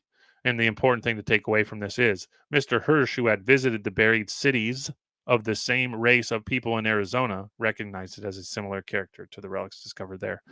I meant to share this earlier when we were correlating the buried cities and connecting the dots with Arizona, and I just had forgot about it. I have stuff scattered all over, so some of this stuff I had just pulled up just to kind of get ready for it here, and I poorly organized it. Um, this one talks about um, a different type of pygmy. The high water of the recent flood washed about 4 feet of earth from 10 or 15 acres of land lying along the Tennessee River on the farm of Mr. James Prater near Louisville in Blount County. About 2 feet of soil was removed from the same ground by the high tide of 1867. When the water subsided after the last flood, a strange spectacle was presented. The whole of the denuded area was covered with skeletons. Some were straight, some reclining, some doubled up, and some in sitting posture. There were the osseous forms of infants, of children, and of full grown persons. Mr. Prater has counted over 1,000 forms. The steamer city of Knoxville, on her last trip, brought some of these bones to Chattanooga and to Knoxville, presented us with the skull. Persons who have lived in the vicinity of this mysterious cemetery for 65 years never heard of any human bodies being discovered there. The skeletons, we understand, are not found in a mound nor in what appears to be an artificial formation of earth.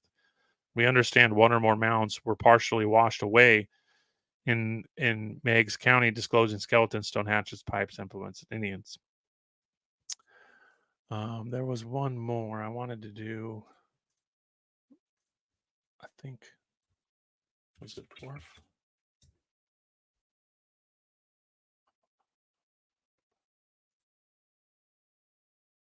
I can't remember.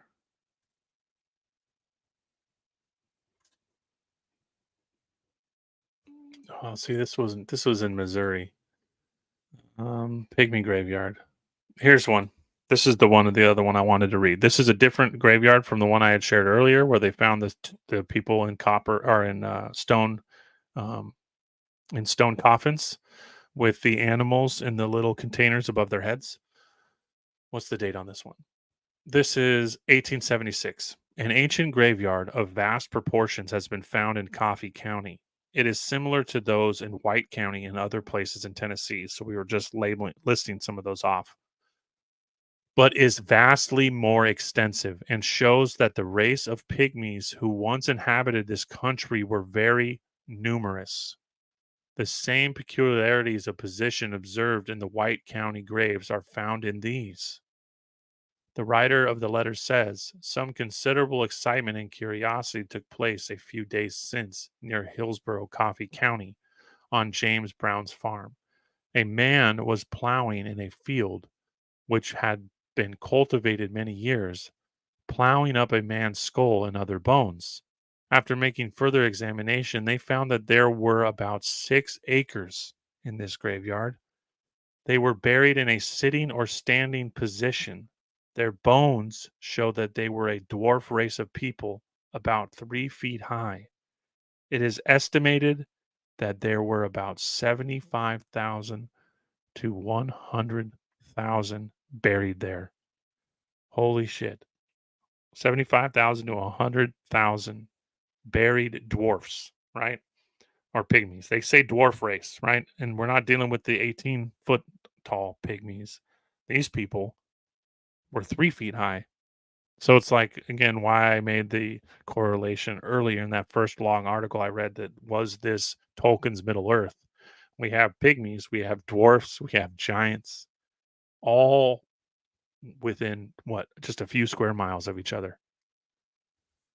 Holy smokes. You got men over 8 feet, over 9 feet, right? You got the cave systems under Nashville, under Louisville, or I'm sorry, Nashville, Memphis, Knoxville, right? Subterranean worlds under all three of those cities. You have giants that are found under those cities, and you have pygmies, dwarfs, and giants, all in a similar time frame, all buried within just a few square miles of one another. There was one more. Um,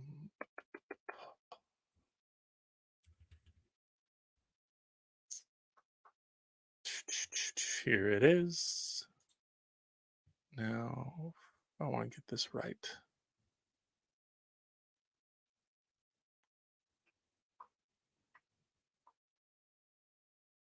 Okay, yeah, this is the Tennessee one. I have a few of these, so I apologize. American Antiquities, 1818. The following is a fair delineation of the stone fort, an ancient curiosity of the West that has not until now been described.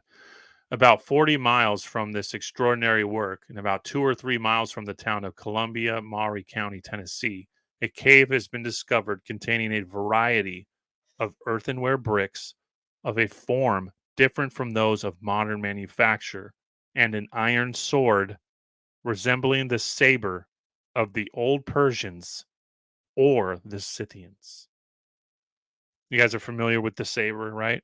The curved saber, right? This correlates when you look at the history of this sword. It's ridiculous. Well, the Scythians were carrying it, the Turks, the Persians, all these Arabic cultures. They're found in Mexico. They're found in Peru. Why is that? And they often have Islamic characters carved on them. Hmm. That doesn't make any sense, does it? The account is contained in a letter from William Donison, Esquire of Nashville, dated October 25th, 1818. Sir, the following description of the stone fort is partly from my own observation and partly from information derived from Captain Thomas Eastland, who resided on the plantation called the Stone Fort Farm for several years.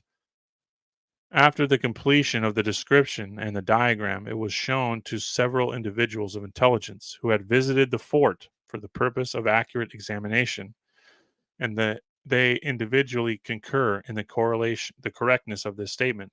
I will not presume to suggest by what people such a fabric could be reared or in what age. At the first settlement of the state of Tennessee, the oldest Indians stated they had heard their fathers speak of it, but their earliest traditions had not traced its origin. The stone fort. In description, the stone fort is situated on the confluence of the most southern of the three forks of Duck River on the northwestern corner of Franklin County, Tennessee. The walls of this fort were originally composed entirely of stone. If ever the rock was cemented, time has destroyed it. No, I doubt it. I doubt it was cyclopean. No cement, perfectly cut. At this time, the walls are covered with a coat of earth or turf, which during the process of time and the constantly reoccurring decay of vegetable matter for so many, perhaps centuries, has increased to the depth of 1 or 2 feet. On pulling down from its sides the turf, the stone fort stands completely revealed. and its northern extremity, and in front of the wall are two conical pillars of stone about 6 feet high, and at the base about 10 or 12 feet in diameter. In the rear of those pillars stands the northern wall, extending from one branch of the river to the other. This wall meets each branch of the river at the foot of a fall of about 15 feet, the falls on either side being about the same descent. In the northern curtain of the wall is a gateway, which on this section of the fort is the only outlet. This wall on its inner face is about 10 feet perpendicular. In the rear of the gateway is a stone building of 16 feet square, on the right side of which is one of a similar description of about 10 feet square. Running south, the stone wall still maintains the same height until you arrive at the foot of the new falls, which is about 20 feet high. The falls on each side branch of the river are nearly at the same distance from the upper falls, and nearly of the same height on each branch at each fall. At these falls, the stone wall terminates in consequence of a bold rising bluff of limestone, through the center of which has been excavated a narrow pathway with steps to the river. The like also occurs at the foot of the falls on the opposite side of the peninsula. In continuing south of this bluff, the stone wall is again resumed and continued to its most southwestern angle. From the most southwestern angle at right angles, the south curtain is continued from river to river. In this wall is also a gateway, the south wall on its inner side almost 8 feet in height. The wall on the eastern side of the fort corresponds with the one on the western side of the wall. As to the bluff at the foot of the fall, the excavated passage and the continuance of the wall after passing the bluff to the most southeastern angle of the fort. On the south side of the south curtain of this fort, I apologize, this language is difficult and annoying, really. We're building up a structure in our minds, and I know that's hard to do with how I'm reading this. The south curtain of the fort, there is a base of the wall, a ditch of about 16 or 20 feet in width, extending from river to river. Here also appears to have been an immense excavation. And that's it. That's where I ended it. That's dumb.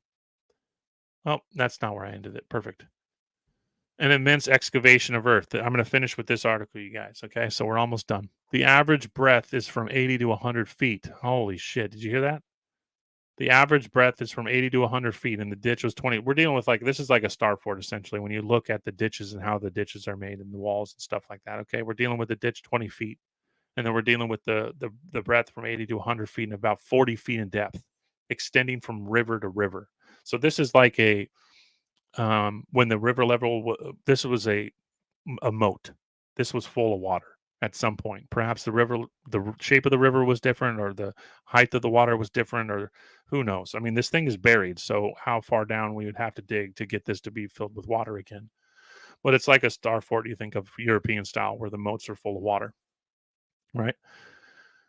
40 feet in depth, extending from river to river, the bottom of which and next to the walls is the ditch, right? Right off the wall, you have the moat. The walls of this fort are generally of the same thickness, being about 16 or 20 feet at the base and at the top from 4 to 5 feet.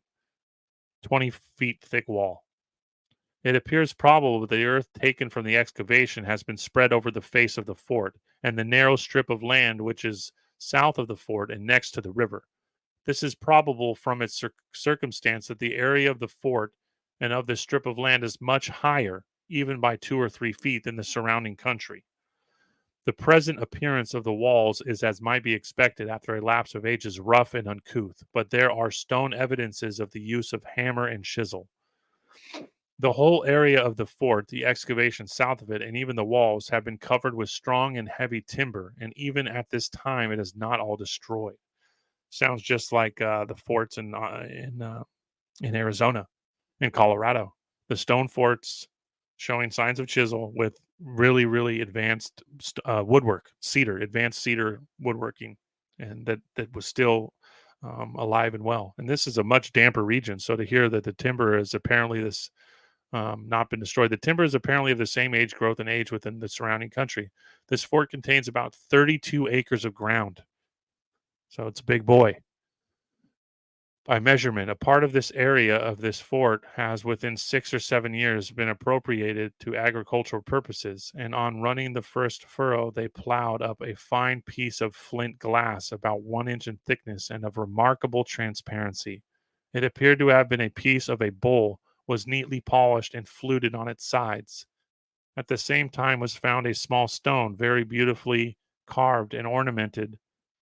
I apologize, it gets very blurry, which of any known art of the Indians, superior to any known art of the Indians. North of the fort, about 3 or 4 of the miles near to the main road leading from Nashville to Georgia, there is a mound of considerable magnitude of an oblong form about 25 feet high, 100 in length, and 20 in breadth, covered with heavy timber. On the northwest of the fort, about 1/2 mile distance, is another mound. It is about 20 feet high, 60 in length, and 18 in width.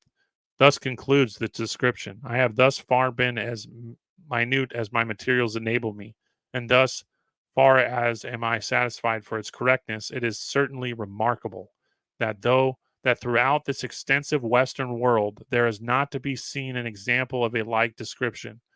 Numerous are the fortifications of earth, which are evidently venerable from their apparent age, but there is not one of stone, nor has there been previous to this any evidence of the use of the hammer or any other tools of iron.